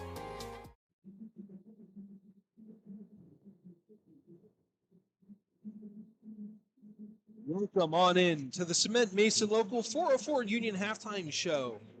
I am Dominic Clary here in color today with Brandon Soder-Penner, Darian Jackson with me as well. Again, this is the halftime show. We'll be doing score updates thanks to the high school football scoreboard week 2. Thanks to Cole McDaniel, who's doing this at home. We appreciate everything he does here for Keon Sports as we bring to you the halftime show. As you can see, Olmsted Falls, they are beating Brunswick right now in a tough battle, 10-3. Cleveland Heights is at King, and they're losing the King, 7-0. Medina and Olentangy, they're at it once again. The second game in this series for the second year in a row. Olentangy up 7-0. Mentor and St. Ignatius, they're in a battle. 13-7 to score in favor of the Mentor Cardinals. Strongsville and Solon are in a battle. Strongsville trying to bounce back after a tough Week 1 loss to Avon Lake. You can watch that back on our YouTube channel, Keon Sports. Make sure to watch that game back. That was a Week 1 game of the week. They are losing to Solon 14-7. Amherst Steel battling it out at Buckeye. Buckeye up 14-7 at home. Kate McKinley and Avon at 7-7 to score. Benedictine, wow, the private school power. Benedictine, they're beating Avon Lake 27-6. Nordonia and Bree Mid-Park are in a battle. Bree Mid-Park, they beat Brunswick just a week ago. They are tied with Nordonia right now here in the first half. Valley Forge, North Ridgeville, they're battling it out. But boys, North Ridgeville looking promising this season in the SWC. 35-0 to score in the first half. You got to be kidding me. The Rangers are looking good thus far. Archbishop Hoban, they are facing off against Don Bosco Prep. They're up 14-0. Lake Catholic, they're going against Coega Valley Christian Academy. Lake Catholic up 26-0. Bay Village is at Field, 7-7 to score there. Lakewood at Clearview, 14-6 in favor of Clearview. Norverdeen Streetsboro up 25-0. Rocky River and John Marshall, they face off on Saturday. Westlake leading Rhodes 14-8. Columbia and Chardon are in a battle, 28-0 in the score of Chardon. And we will bring you your last few updates here. Still Monroe Falls, they're beating Barberton 21-7. Firestone and Copley, Copley's up 7-0. While Springfield and Cuyahoga Falls up 21-0. North Royalton and Highland are facing off. Highland, they're looking to have another promising season. They're up 28-13. That is it for the halftime show, the Cement Mason Local 404 Union halftime show. Visit our website today to find out what they're all about. I'm Dominic Clary. We will talk to you next in the second half. This week's Keon Sports Game of the Week is brought to you by Earth Flora. EarthFlora.com is the leader in the trade of botanical artificial plants and trees custom made with your vision in mind. Call them today at 440-899-4947 or visit them at www.earthflora.com. Make sure you enter code SAVE5 to save an extra 5% and get free shipping on orders of $100 or more within the inland United States. Lou Grasso Accounting and Tax Services. Your taxes and accounting needs must be handled by the very best, so you can rest easy. You can have that comfort of knowing your money is being handled by the experts with Lou Grasso Accounting and Tax Services. They prepare individual, corporate, nonprofit, and small business tax returns. They also specialize in investment and accounting and managing clients' QuickBooks with over $275 million in assets accounted for. Located in Avon, they prepare your federal, state, and city returns, which includes e-file and direct deposit. Please visit their website at www.lougrassotax.com for more info. Lila Rose by Melissa Sawa. Sick of battling with pesky hair ties that give you a headache, constantly breaking and damaging your hair? Fed up with the endless readjusting because they just won't stay put? The team at Lila Rose is committed to giving you quality, comfortable, and affordable hair accessories and essentials to help enjoy everyday beauty. Find out more by visiting Lila Rose by Melissa on Facebook or online at lilarose.com/MSOWA. Leadership 216. If you're looking to get back into shape, stay in shape, or get in better shape, then your next call needs to be to Leadership 216, as PJ Gordon knows nutrition and how to set you up on the right path. Look them up today on Facebook at LDRSHIP 216. Lally's Handyman Service. From deck and fence building to indoor and outdoor remodeling, Lally's Handyman Service has you covered. Matt and his crew have been out to my home numerous times for a multitude of services and have hit a home run every time. Repair, replace, and remodel with Lally's Handyman Service. Give them a call at 216-789-2047. Kelly McLean Achievement Center, the premier resource for high school athletes who wish to continue to play in college. They provide a one-on-one consultative approach to help students determine their needs and goals. Visit them online at kellymac.com. Jenny's Popcorn. You can find their flavors anywhere popcorn is sold, including Giant Eagle and Mark's. Visit them online at jennyspopcorn.com or in person at 38727 Taylor Parkway in North Ridgeville, Ohio. They have everything from butter, cheese, caramel, and everything in between at this popcorn paradise. Jennifer Heron Underwood of Howard Hanna. Jennifer Heron Underwood of Howard Hanna has been an agent for 24 years. She brings her clients' experience and trust with every transaction. She specializes with first-time sellers, senior citizens, downsizing, and right-sizing. From the west side of Cleveland and Cuyahoga County to Lorain County, especially southern Lorain County, she will have you covered. Reach out to her today at Jennifer Heron Underwood at howardhanna.com or visit her online at jenniferheronunderwood.howardhanna.com. JBL Roofing and Construction. JBL is a licensed, bonded, and insured contractor with the experience to complete any job needed for your home or property. Let their team of professionals help you with vinyl siding, windows, roofing, and gutters. Get the job done right the first time and stress-free with JBL. Call them today at 330-677-9463 or visit them on the web at jblrc.com. Irene's Aesthetics. They have skincare for all skin types. They have a variety of facials, peels, microdermabrasions, and dermaplaning. Reach out to her at irenesaesthetic@gmail.com or by phone at 440-455-1621. Infinity Wellness. Infinity Wellness is a premier couture wellness center that provides the most advanced devices, procedures, and products. Our team is dedicated to helping you become more confident in your own skin. From IV hydration and weight loss treatments to hormone therapy, we can certainly provide the wellness center treatments you desire. Call them today at 234-546-1110. Helicopter Crew Entertainment. From weddings and corporate events to MC needs and social gatherings, you will need a great DJ service.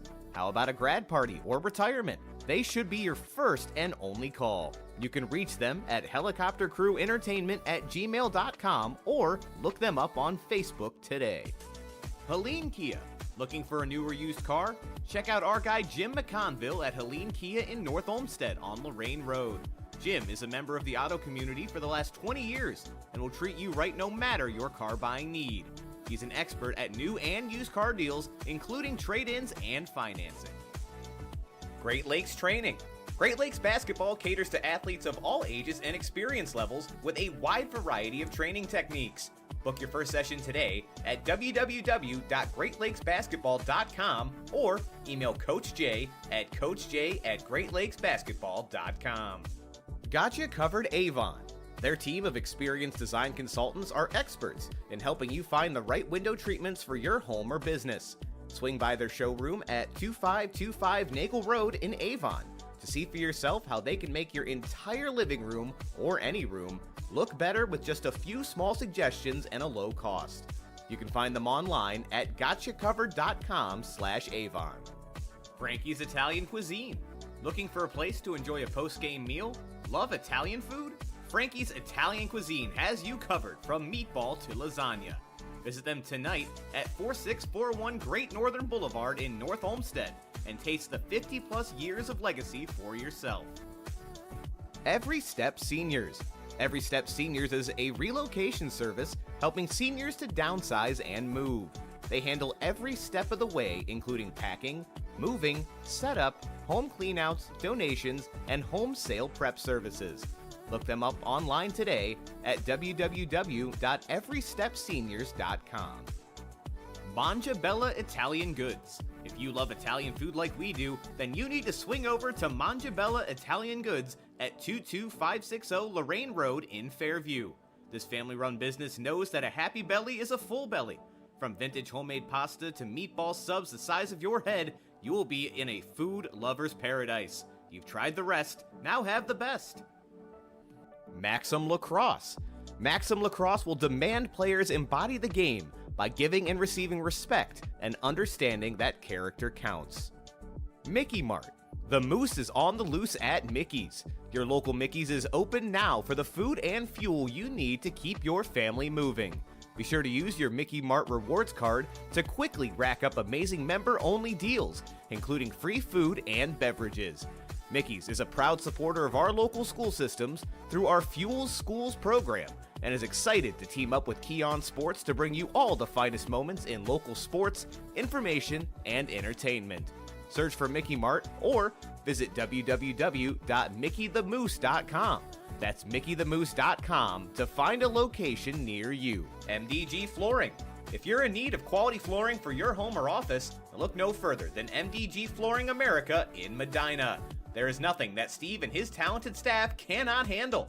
Call them today at 330-725-5252 or stop in and visit them in person at 3812 Pearl Road in Medina. My Medicare Network. My Medicare Network is a local insurance agency that specializes in helping seniors compare and enroll into a Medicare insurance plan. They represent all major carriers, which will save you time and frustration.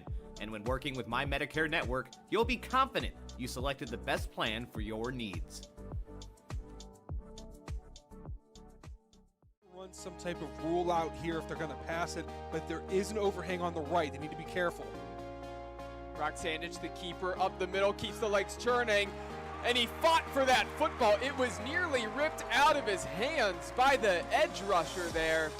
That was defensive end number 53, Rodney Harris, who nearly ripped that out of the arms of Roxandich, and Roxandich said, nope, give me that, I'm holding on to this, and reaches that arm towards the plane, broke it, and that's a touchdown and now a lead for the Blue Devils. Woo, I got chills here, Cole. This is a huge crowd here for Brunswick here tonight, and Roxandich gave them something to cheer for. Going in, a lot of people doubted Brunswick. It's an early lead. They have to stay consistent. Anytime this Cleveland Heights team has their talented players, their smart players on the field, they have a chance to win the game. They need to be a little bit more. The adrenaline stops you. They need to get back up to that pace here. First and goal from the 10-yard line. Davis bouncing it to the outside, and he's going to walk into the end zone untouched, and just like that, 4 plays, 4 runs, all carries for Marquise Davis, a guy who ran for 333 yards last week and 4 touchdowns. Did not have a big first half. It was quiet, and he shows up on the first drive right when the Tigers need him, 10-6. You know, he gets that edge. There's no one that can catch him. There needs to be someone right in front of him if they want any hopes of stopping Marquise Davis. He has that. If you're Cleveland Heights, you can use Brunswick's game against them. Still 8 minutes to go, but continue to run the ball, run the clock, and you have an opportunity for a fresh set of downs before making it into the end zone. Davis slipping through a couple tacklers, keeps the legs churning. Nobody could bring him down. Was touched back around the 8-yard line and just kept dragging defenders. And that's why he's the type of running back prospect we've been. Happened to the green wave on the other end. Here an option. This one going to be a pitch to the outside. Got a block and going to step into the end zone right around the corner. Nice blocking there by the wide receiver, setting that edge and giving some room for number 30, Andre Jenkins, the sophomore, to make his way into the end zone untouched. And also credit to Elijah Gray on that pitch, well timed on the driving once again, looking to get their first win of the season and break that 9-game win streak for Holy Name dating back to 2013. But right now, Holy Name, they need to get a stop here. I know it's early in this game, but things are trending the way of Normandy. And a lot of it's because of Elijah Gray, the quarterback, trying to make a man miss an open field. He does. Past the 15-yard line, slips past the tackler, cuts inside, and he's going to barrel his way into the end zone. I'll tell you what's more slippery than that football tonight, and that is the quarterback, Elijah Gray. Nobody can bring that man down. Yeah, I don't even know what to say. I mean, this is one of the most exciting runners of a quarterback that I've seen. And a reminder that this trip to the red zone has been brought to you by Kelly McLean Achievement Center. Visit kelly-mac.com to learn more. 2nd and 2 from the 5. Have to get to the 3-yard line to pick up the first down. Rodriguez on the carry. Looks like he's going to get close and just enough to move the chains down at the 2. 1st and goal. That's nice having that first down marker right there. Now you have 4 golden chances at the 2-yard line to punch one in. But don't forget, Dom, this is the second time it's happened just like this. They got a fresh set of downs on the 2-yard line earlier in this game. Didn't quite turn out. Got to shake off the cobwebs. Still running out of the same set from the last 2 plays. They're going to go back to the well with Rodriguez again. And Rodriguez is into the end zone. Touchdown, Holy Name. And this crowd has come back to life after being quiet in the latter stages of the first half. 14-6, an opportunity to make it 7. That's how you set the tone. That's how you come out of half and show that we're still here, that we're not done yet. This is a tough group, as Ryan Day said in his post-game interview after the Notre Dame game. This is a tough team. That's what Holy Name is. They proved it right there with that offensive line putting in work and those running backs doing well. That was a good drive. Here's the hold, looks good, and that kick is up and good. 14-7, 1 did that. He needed that run. Yeah, he's hobbling, he's hurt, he's in pain. But as soon as he says go, and that ball hits his fingers, the light shining down bright on him, you have 11 hungry invaders trying to get to you, and all he can think of is the task at hand. Pull back to pass, looking down the field. He's got a man wide open, and he finds him into the open field, and headed for the end zone is number 7, Colin Daskos, the senior, and an opportunity to tie this game up. What a huge play there as Cole kept his eyes down the field, and there was nobody around Daskos. Hurt ankle, no ankle, it doesn't matter. He can throw the ball for 68 yards in the tutty all the way to the crib. Oh, Cole, Brandon, we have an exciting football game between a 1-win team and a no-win team, and baby, this crowd's into it. We're in there with the PA announcer screaming there in the PA system. We have an exciting one. I'll tell you what, that's all you want in a football game, a 60-yard touchdown pass, broken coverage. We'll take advantage of it. This hasn't been the season where either of these teams really have picked up many wins, right? And you know what? We're not going to kick it. We're going to see if we can get it. I don't know. It will depend. If they go to the ground, you'd have to think they're stating that this is 4-down territory now. I think it was the snap that got messed up last time. We just saw the holder there practicing the hold. I think they're going to kick it if they need to. Here's a carry up the middle for Dix. They're not going to have to, as he's going to push close to the end zone. He stopped just short. That white wall there of the Invaders kept him out of the end zone. But that actually might help Holy Name, because even though they didn't score there, they got a first down. Opportunity to kill a little bit more clock if they want to here. Here's the run with the quarterback. And welcome back, folks, to Brunswick Auto Mart Stadium as we get ready for second half action. It's the Keon Sports High School Football Game of the Week. The Olmsted Falls Bulldogs have traveled into Brunswick to take on the Blue Devils. Currently, your score, Olmsted Falls 10, Brunswick 3. Exciting game here so far as teams make their way back out onto the field. Brunswick's going to receive the second half kickoff. Dom, what do you expect to see here in the second half? I'm expecting Brunswick to have a steady passing attack, mixing in those runs like they were in Olmsted Falls. They always have great adjustments in the second half. Let's see what adjustments they make here. I'm excited to see it. I know you guys are as well. Oh, absolutely. And the score isn't indicative of how these offenses have been performing. You know, there's been a couple instances where there's been critical stops or turnovers on downs, but, you know, in both cases, we've seen Brunswick and Olmsted Falls really be able to move the ball. So interested to see if maybe things break open a little bit more in the second half. Olmsted Falls gets the whistle. They are ready to kick this one off. The ball is up, and it's going to bounce short. This one's going to be returnable. Had a little bit of backspin on it. Returner picks it up at about the 10-yard line. Out to the 20. Now the 30-yard line has a little bit of daylight. Couple more people to beat. Eventually dragged down at the 40. Great start for the Brunswick Blue Devils as they're going to have favorable field position for their first drive. That was oh no, we got some laundry in the field. Teams they're both getting a little aggressive now. Brunswick, they're out for vengeance. Yeah, laundry on the field as teams start to get sorted here.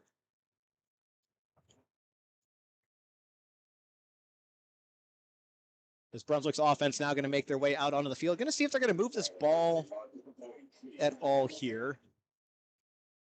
Again, once they get set, we're going to see Sean Barnett make his way back out again. Started the game very hot. Was able to march Brunswick down for a good 3 points to start the game. And then after that, you know, maybe nerves settled in a little bit, starting to overthrow his receivers. Wasn't quite putting it on the money, as now we do see they're going to back up Brunswick a little bit here after the penalty call. Looks like they're going to start now at about the 28-yard line instead of their own 40. Still decent field position, but negates that great return that they had to kick things off. Again, still not horrible field position. You're at the 28-yard line. Much of the field to work with. 1st and 10, shotgun formation, running back on the left hip of Barnett. It's going to be a handoff.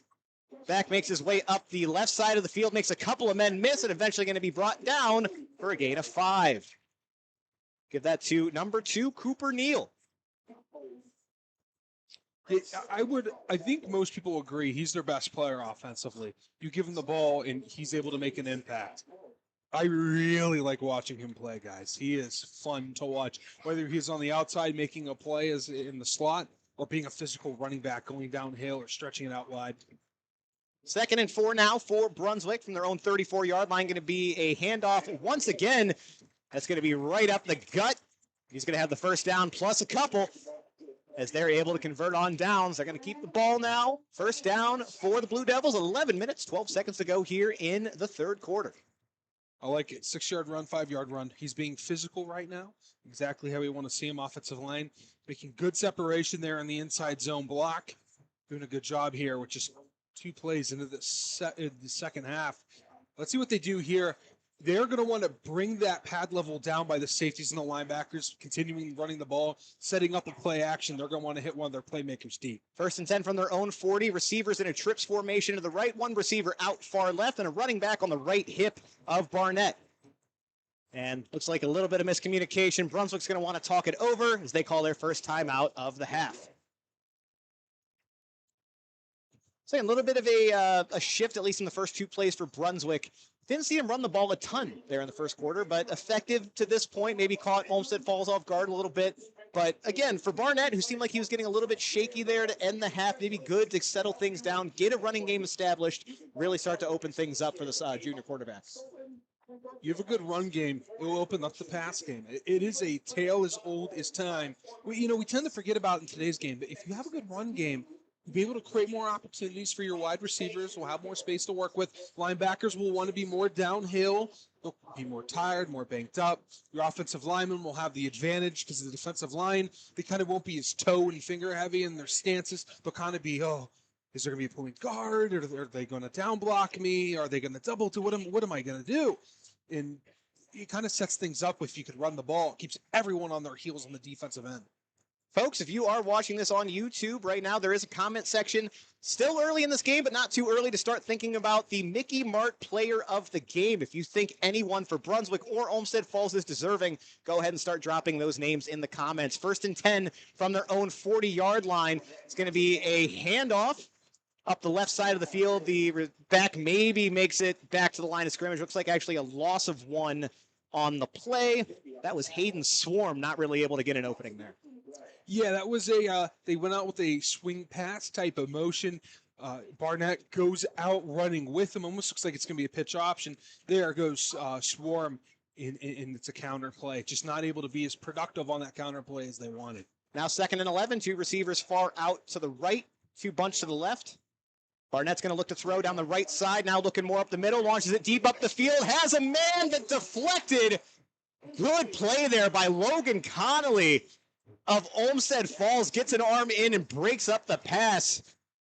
Initially, Hayden Swarm was open on the play, but again, excellent defensive effort from the Bulldogs. Now going to be 3rd and long for the Blue Devils. You can hear it in the Olmsted Falls crowd. They were extremely happy for that deflection. They're coming alive now. It took them a minute. Things weren't starting the way they had quite hoped. But again, huge crowds here for both sides. It's an electric atmosphere right now. 3rd and 11, about 10 minutes to go in the 3rd quarter. It's going to be another deep pass down the middle. And it looked like Sean Barnett tried putting everything he had into that one, but falls just a little bit short, put a little bit too much mustard on it, and hit the ground before it got out to his receiver. It's going to be 4th down. Brunswick's going to punt this one away. He needs to trust his arm there. He put his whole body into it. Again, you want to put your body into it, but you got to trust your arm strength. If you can't trust your arm strength, it is hard to get things going as a young quarterback. You got to trust your arm, got to trust your wide receivers. When you put everything into it like that, sometimes you slip and fall. And the punt is away, going to be fielded at about the 20-yard line and runs out of bounds at about the 23. That is Jaden Byer back there to receive the punt. And for the first time this half, going to see the Olmsted Falls Bulldogs make their way out. Defense has really settled in for the Bulldogs after giving up those 3 points that first drive, yet to surrender anything else to Brunswick. Now that offense we saw capitalize at the very end of the first half with a field goal. Going to give them another chance to really establish things and start to put this game out of reach. But again, Brunswick's defense has really showed up at times. They had the halftime to really kind of calm down, recollect themselves, get the wind back in their sails. So again, really excited to see how everybody reacts. 1st and 10 from the 23-yard line, 9 minutes, 58 seconds ago here in the 3rd quarter. Olmsted Falls now with the ball. Rosso is ready. It's going to be a fullback handoff once again. And this time, though, stuffed right at the line of scrimmage. Nowhere really to go there. Again, credit to Brunswick. A few times they have been absolutely ready for that play.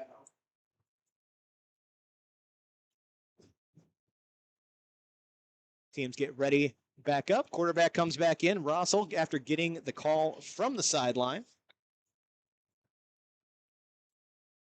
And again, Owen Singleton on the previous carry. Expect him to get more work here in the second half. Now 9 minutes, 20 seconds to go. 2nd down and 10. Going to be another handoff. And this time the back makes his way up the right side of the field. And it's going to be a much bigger gain, but still 2 yards to go to pick up the first. 3rd down and 2 coming up. Olmsted Falls, they have a huge advantage in the area that they play at. What I mean by that is this is a very spread-heavy area in the state of Ohio. A lot more schools. They have, kind of more kids to pick from, which means there's usually more talent to pick from. In Olmsted Falls, they're not short of talent. They can run any offense they want. But typically, this offense is run by teams that don't have a lot of numbers, 30, 40 kids on their team. 3rd and 2, going to be another fullback handoff. Looks like he's going to have the first down plus a couple there. Another excellent run by Owen Singleton, doing just enough to move those change, and the drive stays alive for the Bulldogs. You know, when you go to areas like where I'm from in Mercer County in Pennsylvania, you know, every team that we faced almost ran a wing T or a flex bone. You know, teams we faced, Greenville, Wilmington, Middlesex, Sharpsville, all ran wing Ts, and they're all really good at it. These were teams that were going to the state playoffs every year and representing well. You don't see that happening in this area, and it's really interesting. You don't have teams running the flex bone. It's just the way that football's evolved over time, and it's making these defenses struggle with it, making Olmsted Falls have the advantage almost every game they play in. And it's going to be a quarterback keeper this time on 1st and 10, but he's going to get dropped in the backfield for a loss of 2. Russell trying to make something happen, but not going anywhere there. And to your point, Dom, funny enough, back when I started calling games, it looks like we got...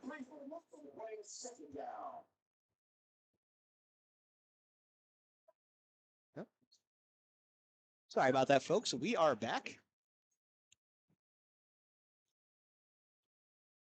Sorry about that. A couple technical difficulties, folks. We are back here, but I was just making the point to Dom, you know, saying that a lot of teams in Pennsylvania kind of run that wing T.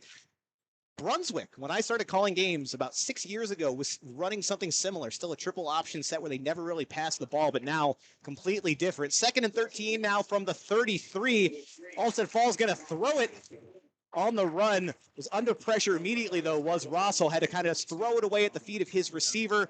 Now going to set up 3rd and 13 from their own 33-yard line. 7 minutes, 24 seconds to go in this game. Again, credit to Brunswick. This defense has come back out hungry, right? They have been able to get the pressure that they need so far. Nearly stopped Olmsted Falls the first time on a 3rd and short. This time, 3rd and long.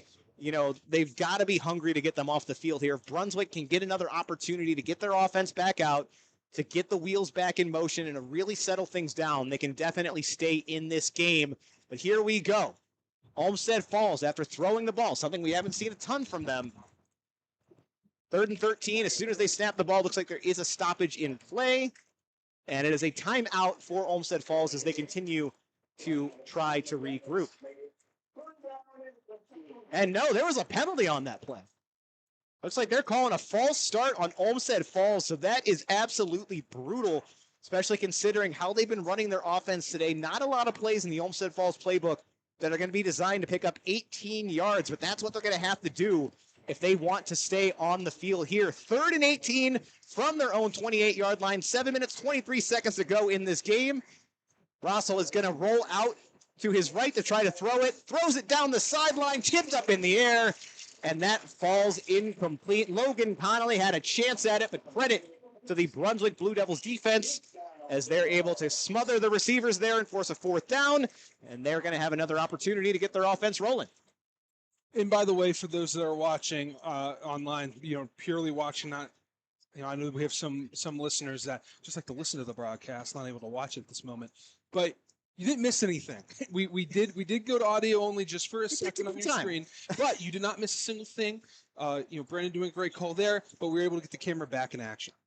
And the punt is up and away. It is short, though. That's going to land just out of bounds past the 50-yard line. So great starting field position for Sean Barnett and the Blue Devils. You know, nothing's worse when you're a defensive lineman out there. And sometimes you're stuck there as a defensive lineman that typically is on the punt return team. And all you hear is fire, fire. And you're like, this is the moment where it hits my head and the other team's able to get it. That's always in the back of your mind if you get stuck on the punt return team when you're a defensive lineman. Gotta love it. But they did all right there. We're doing good. So 1st and 10, nearly in Olmsted Falls territory. Maybe this is the spark the Blue Devils need. Mm-hmm. You know, they got a couple plays going there to start the half, but still not quite looking the way they did in the first quarter. Credit to Olmsted Falls for adjusting. They've definitely made Barnett a little bit more uncomfortable as the game's gone on. But again, just got to trust himself, get back in rhythm now. They're going to say this ball's right at the 50-yard line. Barnett's got a man in motion. And it's going to be a handoff up to 23. Bounces out to the right side, but dragged down for no gain. Almost had a hole to break there, did Eli Nichols, but credit to the Olmsted Falls defense. Did not bite on the juke move, and we've got 2nd and 10 coming up. That was a good try there. Try to bounce it outside, create space. He's a speedy guy, so he had an opportunity to do so. Just defense did a good job wrapping up, not letting him get an opportunity to really extend the field there. Man in motion again, 2nd and 10 from the 50-yard line. This time Barnett going to roll out to his left, completes the pass for about a 5-yard gain there. Number 14 on the reception, Aiden Konopinski. And that's going to set up 3rd and short now for the Blue Devils. We're waiting the call from the sideline. Again, another crucial down here for Brunswick. Defenses have really kind of bared down on both sides of the ball to start this half, but Brunswick would love to get a deeper drive going. They've got a kicker with a big enough leg that if they can pick up 1 or 2 more first downs, they can at least come away with some points on the board. 6 minutes, 40 seconds to go here in the 3rd quarter. 3rd and 4. Barnett in shotgun once again. This time going to be a handoff back, looks for some room. He's getting a push from his lineman behind him. Did he get enough to get there? Initial looks look like he's going to be about a yard short. So we'll wait for the official call, but they are not moving those sticks. It's going to be 4th down and 1 for the Blue Devils. You think they make the move for it and go for it on 2? Again, kicker's got a good leg. I don't know if it's quite that good. So I think at this point you go for it. Yeah, this is what we like to call no man land in high school. Anywhere from like the 35 to the 50, or for some kickers, the 25 to the 50. And they're loading up that defensive line. You got to bounce this ball outside right now for Brunswick. 4th and 1, 2 backs in the backfield. One man goes in motion. It's a pass right up the middle of the field. And a huge hit on number 5, Colin Kovulik. Just glad he's all right. He got hit in the legs as he went up to go grab that ball, but came down safely. That said, though, that pass is incomplete, and Olmsted Falls will be taking over now in their own territory. My goodness. We've seen a couple big hits from this Olmsted Falls defense here tonight. Yeah, they've always been big hitters there on defense. And look at that student section jumping. Raise that camera up a little bit so the crowd, so the people at home can see the student section. They are getting rowdy. They do a good job there at Olmsted Falls. It's hard. We're not able to really hear Brunswick's home crowd right now just because they're kind of to our right there. Can't really hear them. Can't really see them. Speaking of Olmsted Falls, guys, if you are an Olmsted Falls fan, stay tuned. Week 6, we're actually going to be traveling to Olmsted Falls as they take on Avon. It's always an exciting game. 1st and 10 from the 42-yard line. Going to be a run up the left side of the field. The back has it for a gain of about 6 yards. So good start to the drive here for the Bulldogs. And I believe it will be the first time in Keon Sports Game of the Week history since we've started the video broadcast that we will be covering Olmsted Falls and Avon, I'm pretty sure. Well, yes, these guys specifically. We've gotten Olmsted Falls, and we've had Avon before, but I don't know if we've covered an Avon game on film yet. I know back when I was still calling with Mike Rogers, the Medina Avon game from about 2-3 years ago when Aller was still there, phenomenal.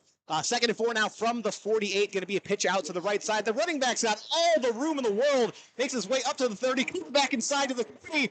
It is hit hard out of bounds, but not after a massive gain for Logan Connolly.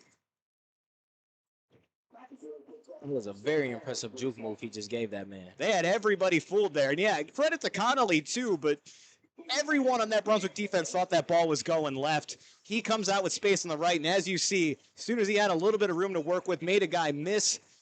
A big hit that brought him down, but man, give Connolly a ton of credit there. And we're now in the red zone, and this is a reminder that this trip to the red zone is brought to you by the Kelly McLean Achievement Center, the private tutoring, ACT prep, college consulting, and athletic recruiting resource. 1st and 10 now from the 17, 5 minutes to go in this game. It's going to be a fullback handoff as he tries to shuffle his way up the middle, and he does for a solid 6-yard gain.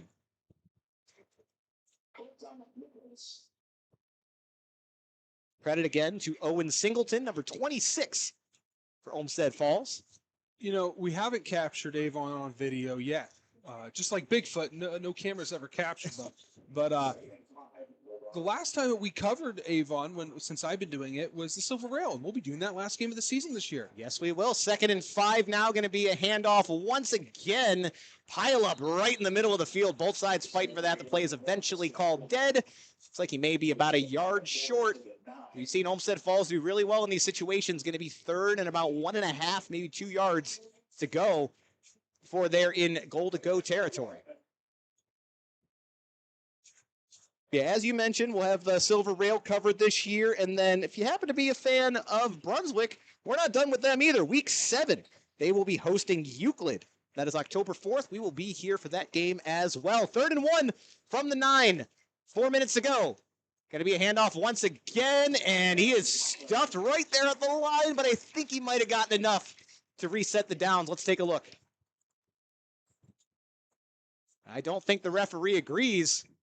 They are just short. So that makes it interesting, folks. 4th and inches now for Olmsted Falls. Do you send the kicker out? Do you go up 10 points here? Do you attempt to keep the offense rolling? Again, they haven't been stopped in the backfield a lot this game. You go for it here. You give it a fullback dive to your fullback here. You let him go to work. That's exactly what you got to do. 4th and 1 now. 3 minutes, 20 seconds to go in this game. They push forward, and they're going to have enough momentum, but there is a flag on the field. No, it's coming out of the backfield. This is a new year with different refs, actually. We have 6 instead of 5 in the regular season. He's looking at the right side of the line, so my money would bet, yeah, and that's exactly what it'll be. So if you see a flag this year from one of the referees in the back, that means it's either right side or left side of the line. I work with a referee, and he told me the new rules, so I feel well-versed in this category this year, and we'll be talking about this every game, because I feel confident. And, folks, that is why we have Dom on the broadcast. Outside of his random Steelers references, he does have some other good qualities, so we keep him around. I'm glad you haven't got rid of me yet, Brandon. I appreciate it. There's plenty of time. Don't worry. Whoa. Hey, why do you think Darian's here, man? We're trading a replacement. I'm absolutely kidding, guys. No one's going anywhere, folks. And also, just to clear the air, the reason Cole McDaniel's not on anymore is because he had a child and he's moved to Columbus. There is no bad blood anywhere on this broadcast. Love all of you guys, and looking forward to calling for the rest of this year and many years to come, as it looks like now the field goal unit will make its way out for the Bulldogs. 3 minutes, 13 seconds to go here now in the 3rd quarter. And folks, just to remind you of a couple things, make sure you stick around for the Cement Mason Local 404 Union postgame show once things wrap up here in about a quarter and a half or so. And once again, if there is a player that you think is worthy of our Mickey Mart Player of the Game, folks, go ahead and start dropping those in the YouTube comments. We take a look at everything. Obviously, we're watching the game as well, so we'll have our own input. But this game can still go either way. So try to get some names on both sides here. There's been plenty of players that are more than deserving to this point. It's going to be about a 30-yard field goal. The pressure's going to come from the wide side and top of your screen. Kalen Kaufman sets. Ball is down. Kick is up. And once again, it is good. And would have been good for about 20 yards further back. It's now 3:03 left on the clock. That is going to give Olmsted Falls a 10-point lead, as they are up 13-3 over the Brunswick Blue Devils. You know, despite the score, Brunswick is still very capable of scoring on this drive. We're in the 3rd quarter. They have opportunity to come back and still win this game. Oh, absolutely. It's a lot of ball left. I mean, Lots of ball. absolutely, there's a lot of ball left here to be played. A lot can happen. We can see 3 possessions overall in this game, and we can see the score completely different. That's all it takes in the game of football.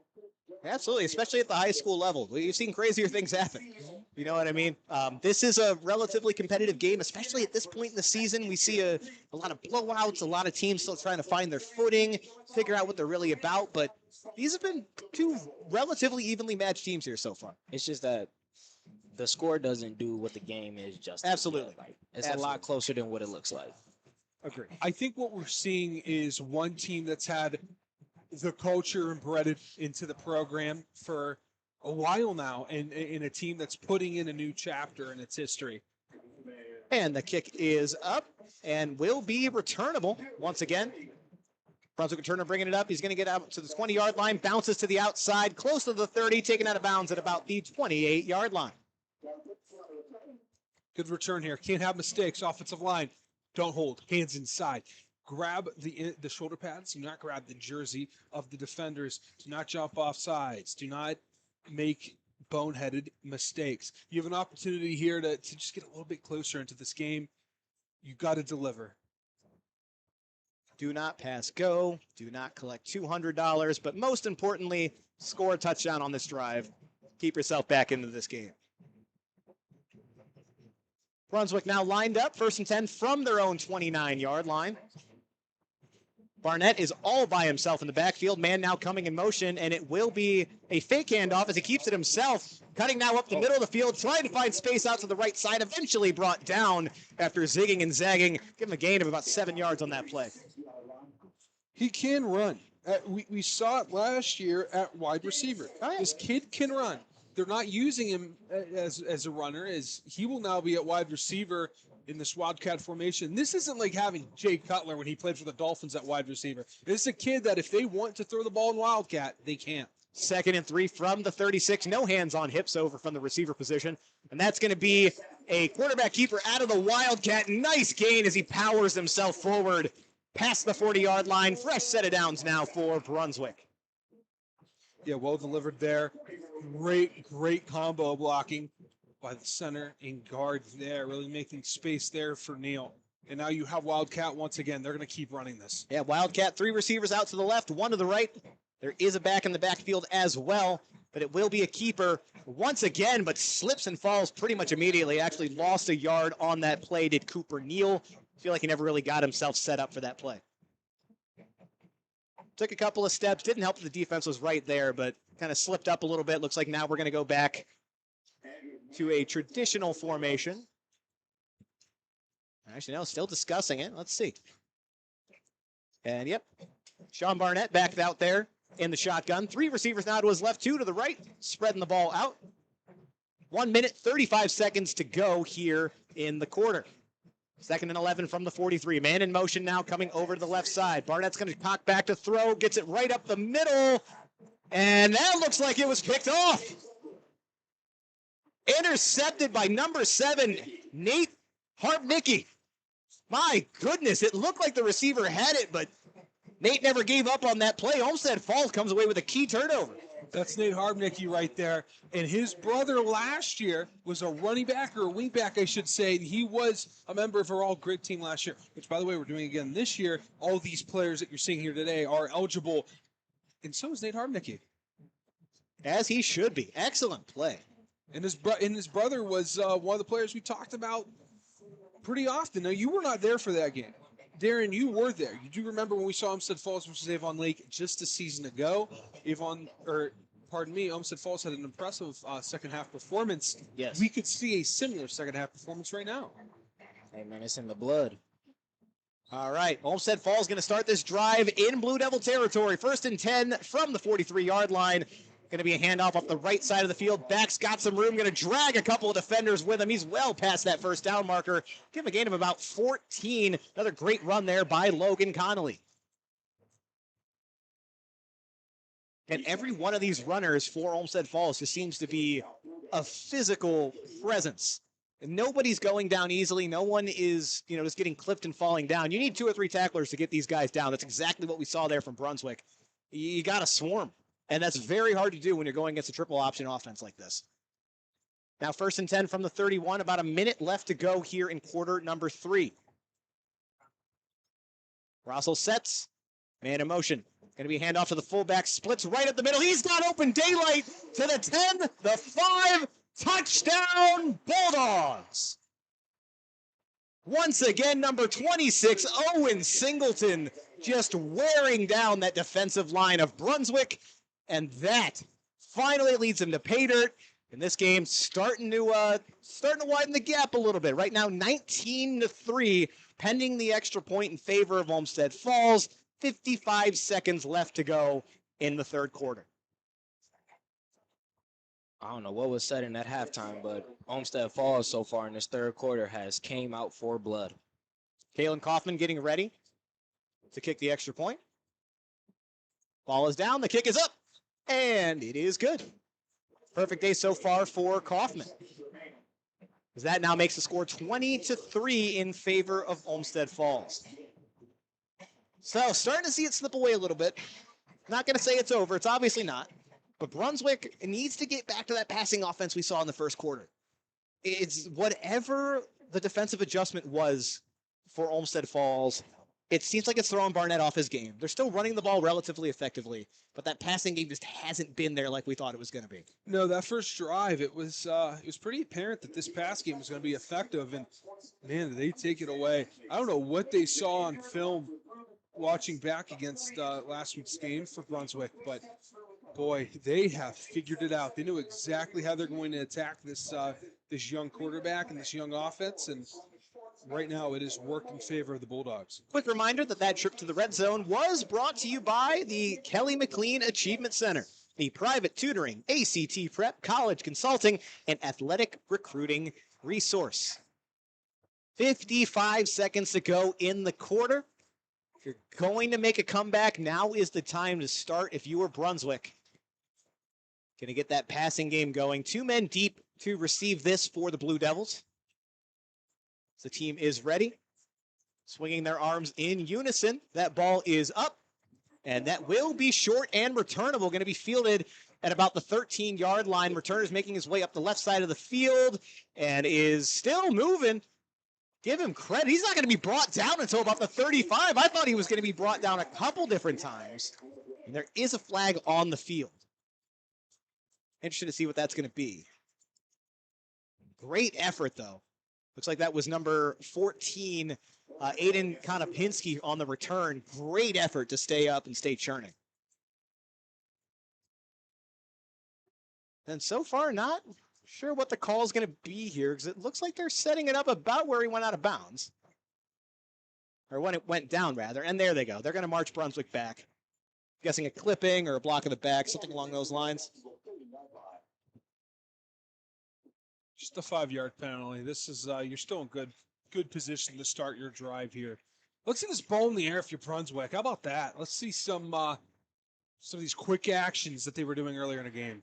Barnett ready in shotgun. 45 seconds to go. 1st and 10 from their own 30-yard line.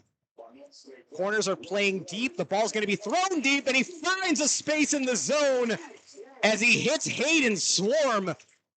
Excellent pass. Excellent catch. Swarm a little bit slow to get up, but he looks like he's all right. He had about three Olmsted Falls defenders there ready to meet him, but great job holding on to that ball. And just like that, Brunswick moving into Bulldog territory. That pass was right on the money. Really an impressive dot there by Barnett. Now going to be 1st and 10 from the Bulldogs' 43-yard line. About 20 seconds to go and counting. 3 receivers to the right, 1 to the left for Barnett. Barnett's going to roll out to the right now, looking for a man downfield. Makes one man miss, is going to decide to keep it, and that'll be good for a gain of about 4 yards. And that's pretty much going to do it for us, folks. Looks like the time's going to wind down pending a last-second timeout here. So that's going to wrap up the 3rd quarter. You're listening to the Key On Sports High School Football Game of the Week in Week 2. The Olmsted Falls Bulldogs currently on top of the Brunswick Blue Devils, 20-3. We'll be back after these short messages. This week's Key On Sports Game of the Week is brought to you by Realtor Marlene Bloomfield. Marlene will go above and beyond to provide the highest and most professional services to you and your family with all of their home buying or selling needs. She wants to help you find your new forever home with ease. She is a fantastic realtor and genuinely has your best interest in mind. She can be reached at 440-822-0611 or swing by and visit her in person at 26107 Detroit Road in Westlake. Nancy's Main Street Diner.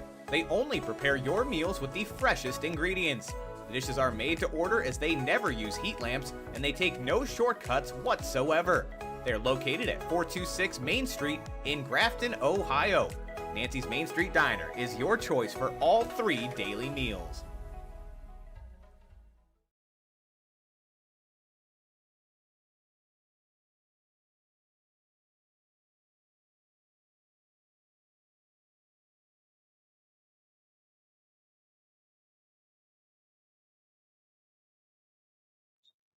And welcome back into the 4th quarter.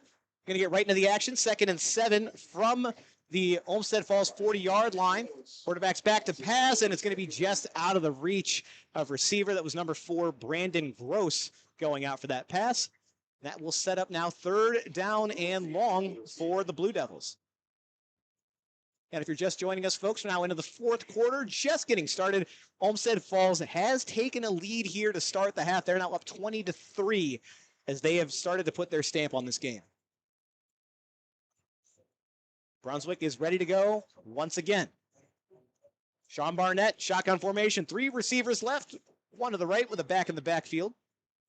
He's going to drop back, looking left, throwing deep up the middle of the field. Was trying to get the ball to Colin Cavill, but that's going to fall incomplete. Never really was able to truly break open there. And it looks like Brunswick's going to stay out on the field. That was very much a four-verts concept that you see in Madden. You had the 2 up top wide receivers, top of your screen. They kind of just went on straight streak routes. Guy in the middle, kind of a narrow post route, I'll call it, and the guy in the bottom of your screen, he just ran straight up for a streak as well. Really only deep options in a dump off there to the running back were available. Big down for Brunswick, 4th and 7 from the 40. Barnett's all by himself. He's going to look to throw deep, now rolling out to his left side, still not seeing anybody. Goes back across the field and completes it very, very short. Running back never really had a chance to take off with that, just trying to get the ball out of his hands. That's going to be a turnover on downs. Olmsted Falls going to take back over in their own territory, but not going to be too far off until they are on Brunswick's side of the field. He had a guy available to him in the middle of the field when he was scrambling, but he got caught there. Wasn't able to do much. That was a great pursuit there by the linebacker core of Olmsted Falls. Again, if he would have just kept rolling out, I saw what he was doing. He tried to plant and find that guy up the middle like you were saying, but he had some room over on that left side. Could have extended the play a little bit longer, but again, that's tough regardless of who you are back there. But still, Olmsted Falls now gets the ball back with a commanding 17-point lead and 11 minutes and 45 seconds to drain off the clock. 1st and 10 now from their own 40-yard line. Roscoe's ready. And it's a handoff right up the middle once again. No, it bounced out to the left side. Had me confused. That was a quarterback keeper for Jimmy Russell. I'm so happy I was not the only one. Me, the cameraman, and the entire stadium got a little thrown off on that. But that's Olmsted Falls. That shows you they're good at what they do. Yeah, you know, when you're watching a team like that or studying a team like this, the quarterback's going to lead you where you want to go, right? Because most of these plays look pretty identical. The only thing that separates them is motion. You know, some actions are different. Sometimes they change up the sets and formations. For the like here now, they change up a little bit by adding another tight end on the right. But like everything's pretty much the same. Like he's going to go to the right here. And that's exactly what they do. Fullback run up the right side. He continues to push forward. Once again, looked like he was brought down 2 or 3 different times. My goodness, Owen Singleton putting the team on his back and the other team on his back and picking up a 1st down now into Brunswick territory.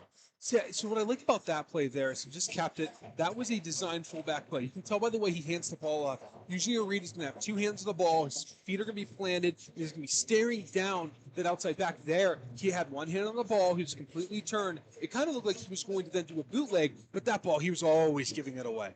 Now going to be 1st and 10 from the 49. 10 minutes, 40 seconds, and counting. Olmsted Falls continues to drain time off the clock. Man in motion to the right.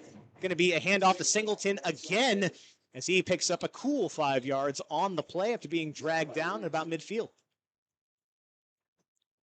Yeah, I mean, this is one of those offenses, kind of the way they align, right? This is every high school team. The way they align kind of leads you to where the ball's going at the very least, right? I used to study this all the time when I was playing high school, even when I was in college, and we were scouting the away team for scout team my first few years. Always pay attention to the small details. I remember watching our rival. We knew exactly when certain guys were going to pull. You can kind of tell here with Olmsted Falls on who's going where. If they do run their normal set, you know, sometimes the guy who's getting the ball usually lines a little back further. I wouldn't be surprised if this ball goes to the left. 2nd and 6 for Olmsted Falls, using up all the clock. They're not going to throw it. Quick little pass out to the right side. That's going to be a big gain once again for Logan Connolly. Wow, really caught Brunswick sleeping there. I don't think anybody really expected Olmsted Falls to break out a pass, but now I guess you got the lead. Better time than any to start working on that. Yeah, everything they do is to set up the next play, right? So you know you have the fullback dive, then you operate where, okay, we're going to run the triple option. We'll give Russell the option of what he wants to do. We're going to set that up, and then we're going to, hey, let's do a fake fullback dive, fake the pitch, and let's roll him outside, put him in space. He's going to have a guy right there to make a nice steady pass. And that's exactly what they do. Their play designs really well. 1st and 10 now from the 25. Looks like going to be a quarterback keeper bouncing out to the left side. There are flags on the field, but Russell with a nice gain gets knocked out of bounds at about the 15-yard line, but let's see what the refs are going to call here. Looks like it's going to be against Olmsted Falls, because they're already marching backwards. And at this point, I don't think they mind too much. They've been eating up pretty much every second of the play clock that they can. So that'll be 1st and long when they get ready. Folks, once again, a reminder, make sure you stick around for the Cement Mason Local 404 Union postgame show with Dom and Darian, as they will recap everything we saw here today, as well as let you know where you can find us next week. On top of that, too, if you got anybody in mind for the Mickey Mart Player of the Game, now is the time to comment. We only can account for YouTube comments up to a certain point, so try to get those in as soon as possible to make sure that your vote is counted, heard, and seen. 1st and 16 now from the 31-yard line. Olmsted Falls once again in the flex bow. It's going to be a handoff. No, a pitch out to the outside. Back's got it. He's got some space. He's trying to cut back in to get the 1st down. He's going to get brought down right at the marker, but flags coming in all over the place. Logan Connolly with the rush. But a big reaction from the crowd there. It's hard to see from where we're sitting. I'm guessing a late hit or something along those lines.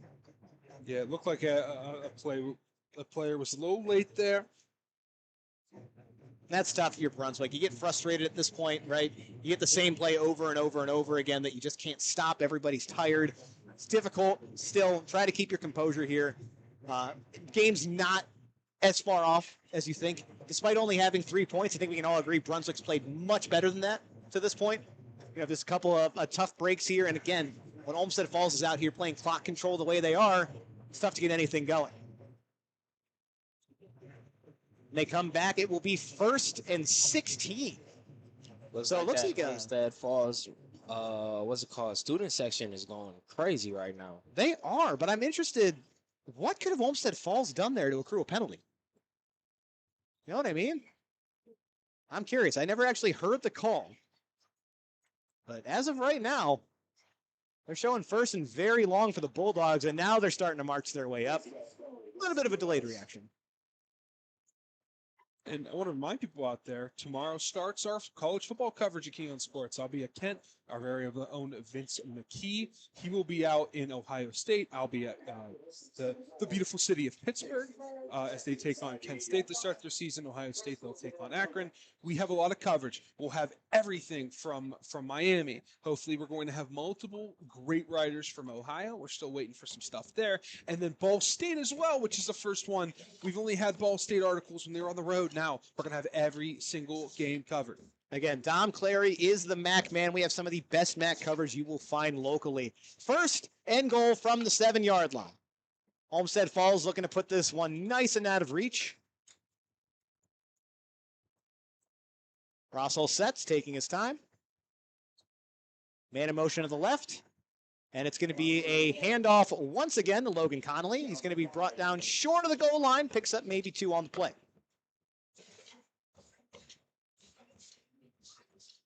Yeah, again, as I was saying, Dom sells himself short. He's been our MAC expert for 3 years now. Is this year 3 we're going into this? Yes. And he has just taken the whole department by storm, setting everything up, making sure that we're credentialed where we need to be. We got writers where they need to be. And every year the coverage just keeps getting better and more robust. So, again, thank you for that, Dom. It has been incredible watching that part of the company grow. And, again, MAC football, it's obviously not a powerhouse. It's not, the SEC, the Big Ten. But, man, there's some great talent out there. We saw Quinyon Mitchell this last year from Toledo, go in the top or go in the first round of the draft, rather. 2nd and 5, now going to be a quarterback. Roll out to the left. He's got no one near him. Touchdown, Bulldogs, as Jimmy Russell walks that one into the end zone. And that's pretty much going to put this one out of reach, folks, barring some big plays. Brunswick's really got to turn it on if they want to climb back into this. Right now, 26-3, your score favor the Bulldogs. 7 minutes, 30 seconds to go in the game. I'm really enjoying Olmsted Falls' execution in the second half right now. They have been much better than the first. Absolutely, yeah. They look comfortable. Again, they needed to settle in, it seemed like, especially when it came to throwing the ball. Obviously, they didn't actually end up passing there, but it looked like it could have gone either way. Credit to Jimmy Rossell taking his time, finding that lane. Again, nobody really near him when he got into the end zone.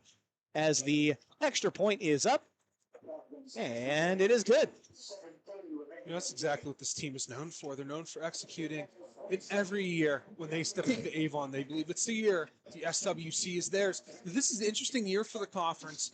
You know, you have Midview has a talented squad. They're looking to be into the mix of things. They want to have a good record into the playoffs. That's very capable. They have one of the best wide receivers in the conference. But then you look at Green Mid Park. They always have a steady defensive line and a good group of options to throw to. The question is, do they have a quarterback that can step up and be that guy for them? They might have it after an impressive performance last week. We should probably check in to see what they're doing this week.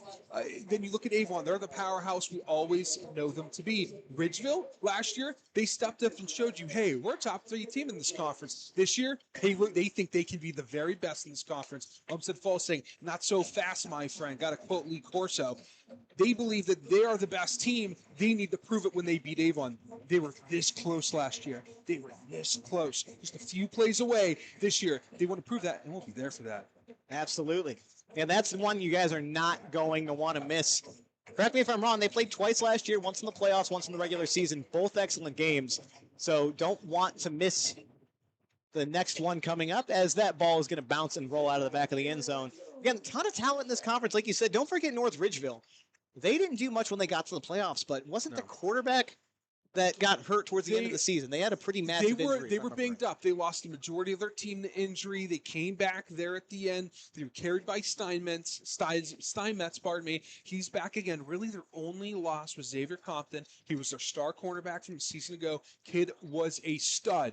They will miss him, but they return majority of their offense. Their quarterback is back. Running back is back. Steinmetz is back. This team is looking to claim their name in the is one of the best North Ridgeville teams to ever grace the field. Barnett gets the low snap on 1st and 10 and going to throw a bomb down the right side of the field and nearly missed his receiver right out of the hands of number 17, Ryder Kern. Nearly a huge chunk play for Brunswick. Again, good throw there from Barnett, just a little bit out of the receiver's reach. I think you know what I'm going to say here. Lynn Swan said it. Yep. Touches your hands, you got to catch it. Now, again, the ball's hitting the side of your hand, you know, or maybe it's hitting your shoulder. Maybe not. But that ball hits your hand. You got to haul it in. Hit both his hands in stride there on the sideline. You got to do a Santonio Holmes toe tap and haul that ball in. That's 2 references, by the way. 2nd and 10 now from the 20. Going to be a quick pass out to the left, and the receiver drops that ball, met at the point of contact by the Olmsted Falls defender. Trying to get a read on the number there. That was a massive hit. He deserves some credit. I think it was Brendan Hearns. Yeah, Brendan Hearns, number 18 for Olmsted Falls. My goodness. Again, physical defense for Olmsted Falls should not be a surprise to anyone. Play in the wood. How do you do? That's exactly what he said when he delivered that blow. Wow. Also, folks, no Steelers references from Dom until about 7 minutes, 25 seconds in the 3rd quarter, or 4th quarter, rather. That might be a record. I was going to mention the turducken and do the John Madden thing, but I just haven't had a chance to mention it. 3rd and 10, Barnett scrambling, trying to make something happen, just has to hold on to the ball as he's met by a host of Olmsted Falls defenders. Going to be 4th and long now for Brunswick. Again, trying to scramble, give his receivers time to get open down the field. Credit to Olmsted Falls. You know, their corners are sticking to guys pretty well. Barnett's going to stay out there, though. 4th and 5, they're going to call it. He's got 3 receivers out to the right, 2 to the left, trying to gain this 4th down conversion. 6 minutes, 45 seconds and counting. So they're now going to settle, wait for the call on the sideline. 10 seconds left on the play clock. Barnett's back. He's ready, calling out to his team. 3 seconds left on the clock. Gets it off just in time. Going to look out for a quick pass to the right. Has his man, but met at the point of contact. But it's not going to matter because he gained it. That is a 4th down conversion for Brunswick. Ryder Kern making up for that missed catch at the beginning of the drive. Was able to haul that in, move the chains for Brunswick. play there by the young fellow, able to catch it just around the sticks and fall forward. He is hurt, though. Had an awkward landing. Hoping that young man's okay. Hopefully it's just maybe just a slightly twisted ankle, nothing bad. Hope that young man can play, and then we can see him later on in the year. We'll get you all an update if we get one. 1st and 10 from the 32. Quick pass out to the left side. Receivers got it. Is brought down right at the sticks, but he is going to get it. Another conversion for Brunswick. Fresh set of downs as they get closer and closer to Olmsted Falls territory. That's exactly what you want to do. Get the ball to your playmakers in space. Making your blockers in the right opportunities, making plays. That's exactly what you want there. Keep on turning, Brunswick. 1st and 10 now from the 43. It's going to be a quarterback rollout to the left and a quick pass and off the hands of Colin Kavulik. That's tough. He was wide open. Just a quick little short pass out to the right. Bounced right off the hands of the receiver, but it's all right. 2nd down, regroup, try it again. A little flood concept there. If you play Madden or College Football 25, you're familiar with that concept. You have your wide receiver kind of on top of your screen there on the bottom there. He goes flat. You have your second wide receiver do an out route about 8-10 yards, and then wide receiver in your body of your screen do a streak. Barnett drops back, tries to throw out to the right side of the field and over the head of Hayden Swarm. That will now set up 3rd down and 10. 5 minutes, 43 seconds to go in this game. Olmsted Falls still in control of this one as they lead the Blue Devils 27-3. Able to chain a few movements of the sticks, right? They're able to get a few first downs, but they're not able to do it 3, 4, 5 times in a row. They're good for 3 times, 2 times, but once the drive, they need to, keep it going more. They just can't. 3rd and 10 from the 43, and that throw is just going to be off the mark. Number 4, Brandon Gross was the intended target. Once again, going to set up 4th down for Brunswick as they continue to try to piece something together, flesh out this passing offense, figure out, what was going wrong, what's going to work. And again, not going to count them out at this point. We've seen them pick up big chunk gains like this before, but again, got to get the full 10 yards if they want to convert here. 5 minutes, 20 seconds and counting. Going to be a quarterback roll out to the right side, looking for a man down the field. He's got him, but that pass is incomplete. In and out of the hands of Colin Kavulik as he was being hit. Turnover on downs. Olmsted Falls ball. This is a tough Olmsted Falls defense. Excited to see them later in the year and what they can do to teams that aren't expecting a tough, drawn-out battle. Again, and folks, just as a reminder, if you are a fan of Olmsted Falls, a big game later in this year, Week 6, will be September 27th. Avon will be traveling to Olmsted Falls for that game. We will have it live on video, streaming on YouTube. And then, of course, got to give Brunswick a shout-out as well. We're back here for Week 7. We're actually back here a couple more times. Yes, we are. But next up is Week 7. That's October 4th as they host Euclid. 1st and 10 from the Brunswick 43-yard line. 5 minutes, 13 seconds to go in the game as Olmsted Falls takes over. Quarterback sets. Man in motion over to the right side, and it's going to be a pitch to that motion man. And he is brought down in the backfield for a loss of 1. Good play there by Brunswick. It's like number 28 on the carry, Kai Gilbert. A different group in now. They're going to rest their starters and have them focus on next week's game. And well-deserved. They played a very good game. That first quarter, a little bit shaky. We thought Brunswick might be able to kind of take control of this thing early, but again, it's a very well-coached team in Olmsted Falls. Not saying that Brunswick isn't by any means, but that's a coach in DeLuca that's able to kind of calm his guys down. Let's just keep running what we do, keep doing what we do best. Let's dictate this game. That's exactly what they've been able to do now. 2nd and 12 from the 45-yard line. Going to be a run right up the middle to keep that clock churning. About 4 minutes, 20 seconds to go before this game wraps up. And speaking of this game wrapping up, guys, last call for your votes for the Mickey Mart Player of the Game. Get those votes in now, folks. We're going to have to cut that off about 1 minute before this game's over. Give us enough time to tally everything up. And then, of course, get our own votes in as well. So drop those in the YouTube comments. This is your last chance to get that going. And on top of that, make sure you stick around to hear who that Mickey Mart Player of the Game is going to be at the Cement Mason Local 404 postgame show featuring Dom Clary and Darian Jackson. 3rd and 10 now from the 43. Falls sets. Man to the motion of the left side, and it's going to be a quarterback keeper now up the middle, but he is going to be stuffed. Really nowhere to go. Joey Solomon now in the game at quarterback for Olmsted Falls on the carry. Now going to be 4th and about 7 for the Bulldogs. Clock continues to tick away. 3 minutes, 25 seconds to go. Olmsted Falls has this game well in hand, is doing what they can to kind of drain the clock, and it looks like the punt unit will make their way out onto the field. I do have some updates for you, Brandon. Strongsville losing the Solid still 14-7 on our scoreboard. Again, the score can be different, but Cole is trying to find the score. So if it is posted somewhere, it is posted on our scoreboard. Olentangy, they're beating Medina 21-14. We'll give you more updates after the play. And that ball is going to roll out of the back of the end zone. Nearly a perfect punt. That just about went out at the 1 yard line, but it does look like it slipped into the end zone. So Brunswick will start this drive at their own 20-yard line. How about Benedictine? They are destroying Avon Lake 34-9. I'm surprised about that. The score of Nordonia and Berea Mid-Park is 21-28, but I do not have a team who's winning there. Just the score, I don't know who's winning that one. North Ridgeville Valley Forge. North Ridgeville, they're up 49-13.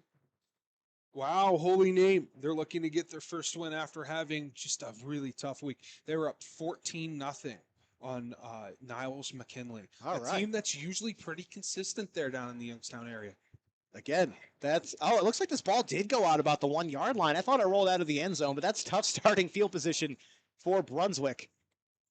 So they get ready to set. And folks, just a reminder, the scoreboard that Dom mentioned, Cole McDaniel's currently running it. He was on the broadcast last year. It is the one-stop shop for all of the scores in Northeast Ohio tonight. So make sure you check out that article if you want to stay informed on everything around Northeast Ohio high school football, as we got a quick timeout. And on that note as well, make sure you're going on KeyOnSports.com starting tonight. We will have all of our recaps in. We have writers out. I think 25 plus games again this year, including the one that we're at. There will be a written recap for this as well. So go to the scoreboard article to get the scores. Stay on the site to get some good recaps, and stay tuned with all of the action with high school football. 1st and 10 from the 4 yard line. Quick pass out to the left side. Receivers got it right at the sticks. He's stuffed there, but at least Brunswick is out of the danger zone. A little more room to operate with their offense. Going to be a fresh set of downs. That was 10 yards, enough to move the chains. 2 minutes, 45 seconds to go. Starter still out there for Brunswick. Brendan, do you know what the mascot of Niles McKinley is? Not off the top of my head. The Red Dragons. That is incredible, actually. It's a great mascot. One of my favorites out there. 1st and 10 from the 14. As Barnett takes a huge hit up the middle of the field, holds on to the ball, but is down for a sack. Do have some laundry on the field. Get that sorted out. The clock is still running at this point. So we get reset here. So it looks like maybe no call on the play. Everyone getting back in position. Going to be 2nd down and about 15 to go. Barnett by himself in the backfield. He's ready. Looking to throw down the right side of the field. Has a man, hangs on to it, makes a man miss. Bounces out to the left side, eventually brought down. Couple of good moves there, though, from Hayden Swarm. That brings us back to the original line of scrimmage. Going to be 3rd and 10. 1 minute and 45 seconds and counting. We are just about wrapped up here, folks. Getting about 40 more seconds if you want to sneak in a Mickey Mart Player of the Game vote on YouTube. And again, stick around for our post-game show as well. 3rd and 10 from the 14. Barnett drops back. Throws to the left, sets up a running back screen. He's going to have to make a couple man miss if he's going to get anywhere. Eventually picks up maybe 3 yards on the play. And it's going to be 4th down and long. And the Brunswick punting team making their way out. By the time this punt goes off, we're going to be under a minute to go. You know, guys, as this game starts to wrap up, you know, if you have one takeaway from each of these teams as they move into next week, you know, what's the one message that you're giving your guys? It's early in the season. We have nothing to worry about. We're going to keep moving forward. We're going to practice the rest of the week, and we're going to get back to it. It's early in the season. We got the new kids, new seniors, new staff. We just got to keep moving forward. Yeah, no, that's 100% right there. That's the way to view it.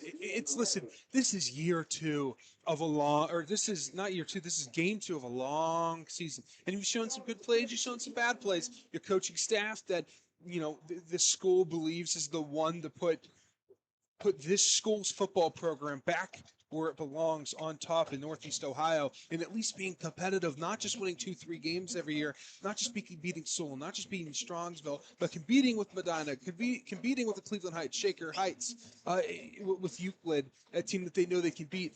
That's what this program wants to aspire to, and they believe this is the staff, these are the players that can do it. It might take a year or two, but right now, that's just what you have to look forward to. You got to be patient. You just got to take the good moments when they come, and you just got to learn from the bad ones. But if you're Olmsted Falls, man, this is a pretty good game. Better than last week. You don't have to depend on a block field goal to squeak by a team in the GCC this time. And that's exactly what I was going to say. Is Olmsted Falls tight game last week. I think you feel a lot better now that you've got your offense really established, especially when they were facing a little bit of adversity early on.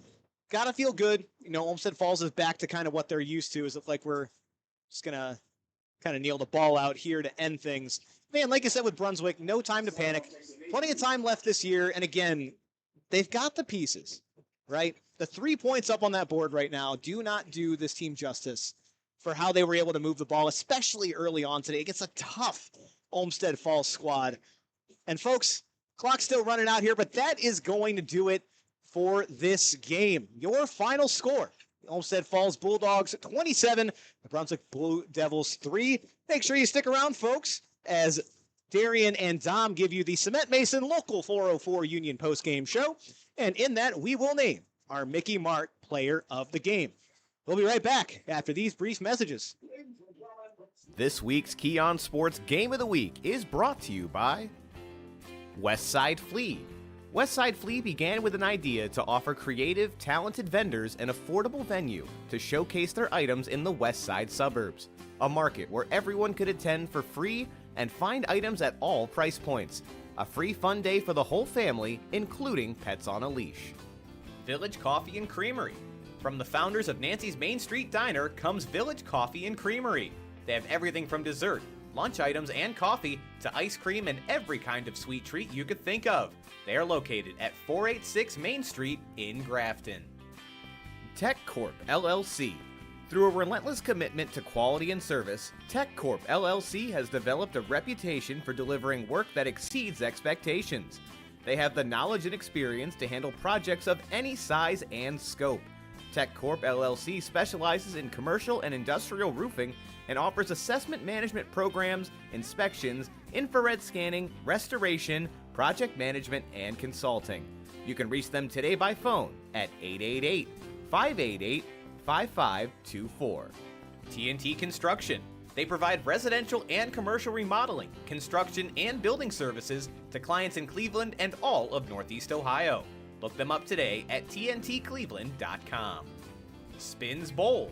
Spins Bowl has 36 lanes and a large redemption arcade with a full bar and restaurant. It is truly a good time for the whole family as it has something for everyone, young and old. Swing by their website for more info at spinsbowl.com. Smooth Tees. A great place to show your Avon Lake pride with a variety of choices and styles at an affordable cost. Smooth Tees is your first choice and best choice for Avon Lake swag. Riley's Irish Bakery. The absolute best bakery and comfort food selection you will find on the west side of town. Located in the heart of Fairview, this incredible family-run business is your first, last, and only stop for the best eats. At Riley's Irish Bakery, they use the freshest ingredients to create classic Irish baked goods and savories. They are located at 22570 Lorraine Road in Fairview. PG3 Photography. Some of the very best sports action shots can be found at PG3 Photography. They specialize in lacrosse and women's sports, but have covered everything from the state championships to the USFL. Nurse Practitioner Health Services in Strongsville. Do you want the comfort and security of knowing your loved one is going to be well taken care of in their most pivotal moments of retirement? At Nurse Practitioner Health Services, we provide prompt, outstanding medical services to long-term care and assisted living facilities in Northeast Ohio. Visit them at nphealthservices.com to find out more. Sold by Dina. She guides both buyers and sellers through every step of the real estate process. For buyers, she will help identify properties that match their needs, provide market insights, negotiate offers, and manage the transaction from start to finish. For sellers, she assesses the property's value, creates a customized marketing plan, and negotiates with potential buyers to achieve the best possible outcomes. Run some type of rule out here if they're going to pass it, but there is an overhang on the right. They need to be careful. Brock Sandage, the keeper, up the middle, keeps the legs. Welcome on in to the Cement Mason Local 404 Union post-game show. I am Don McClary. Aaron Jackson here with me. We do have the player of the game. It is Owen Singleton. He's our Mickey Mart player of the game. He had 22 carries, 152 yards, 2 touchdowns. Dan, what do you have to say about Owen's performance today at fullback in the flexbone offense? Honestly, he did a very great job of just converting for his team. He did exactly what he needed to do, help them get the win tonight. Obviously, we saw them look a little rough, a little early. You could tell that both teams were very, very close, and honestly, the score doesn't do it justice. We saw a lot of good things, but overall, for our player of the game, he did what he needed to do to get his team to win. Now, again, I know you don't have the stats in front of you, but who were you to say was a player that we kind of talked about? And, you know, I'll just mention him because we did talk about him earlier, is Jimmy Roswell. What about his performance at quarterback and kind of his decision-making in that triple option? Honestly, his execution was perfect. I felt like, especially in the second half, his team and the way he executed his plays, they were able to convert, and they had a much better second half than they did the first half, and that's all because of the coach and his performance as well. Yeah, it was an exciting game from the start. We saw a new era of Brunswick football really come into play, and it's really exciting to see what they have going forward. I do want to preview next week's game. Marion will be at Holy Name. It will be at Byers Field, I do believe. Hopefully they have repaired from the damages from the Cleveland tornado. But we believe that I'll be at Royalton. That's right. They do not play at Byesfield. They play at Royalton. Correction on that. So we'll be Holy Name. We'll be playing Marion. I believe it's the first time they will be facing. I don't know in history, but it will be in kind of the present right now, in at least the last few years. That is it here from the Cement Mason Local 404 Union post-game show.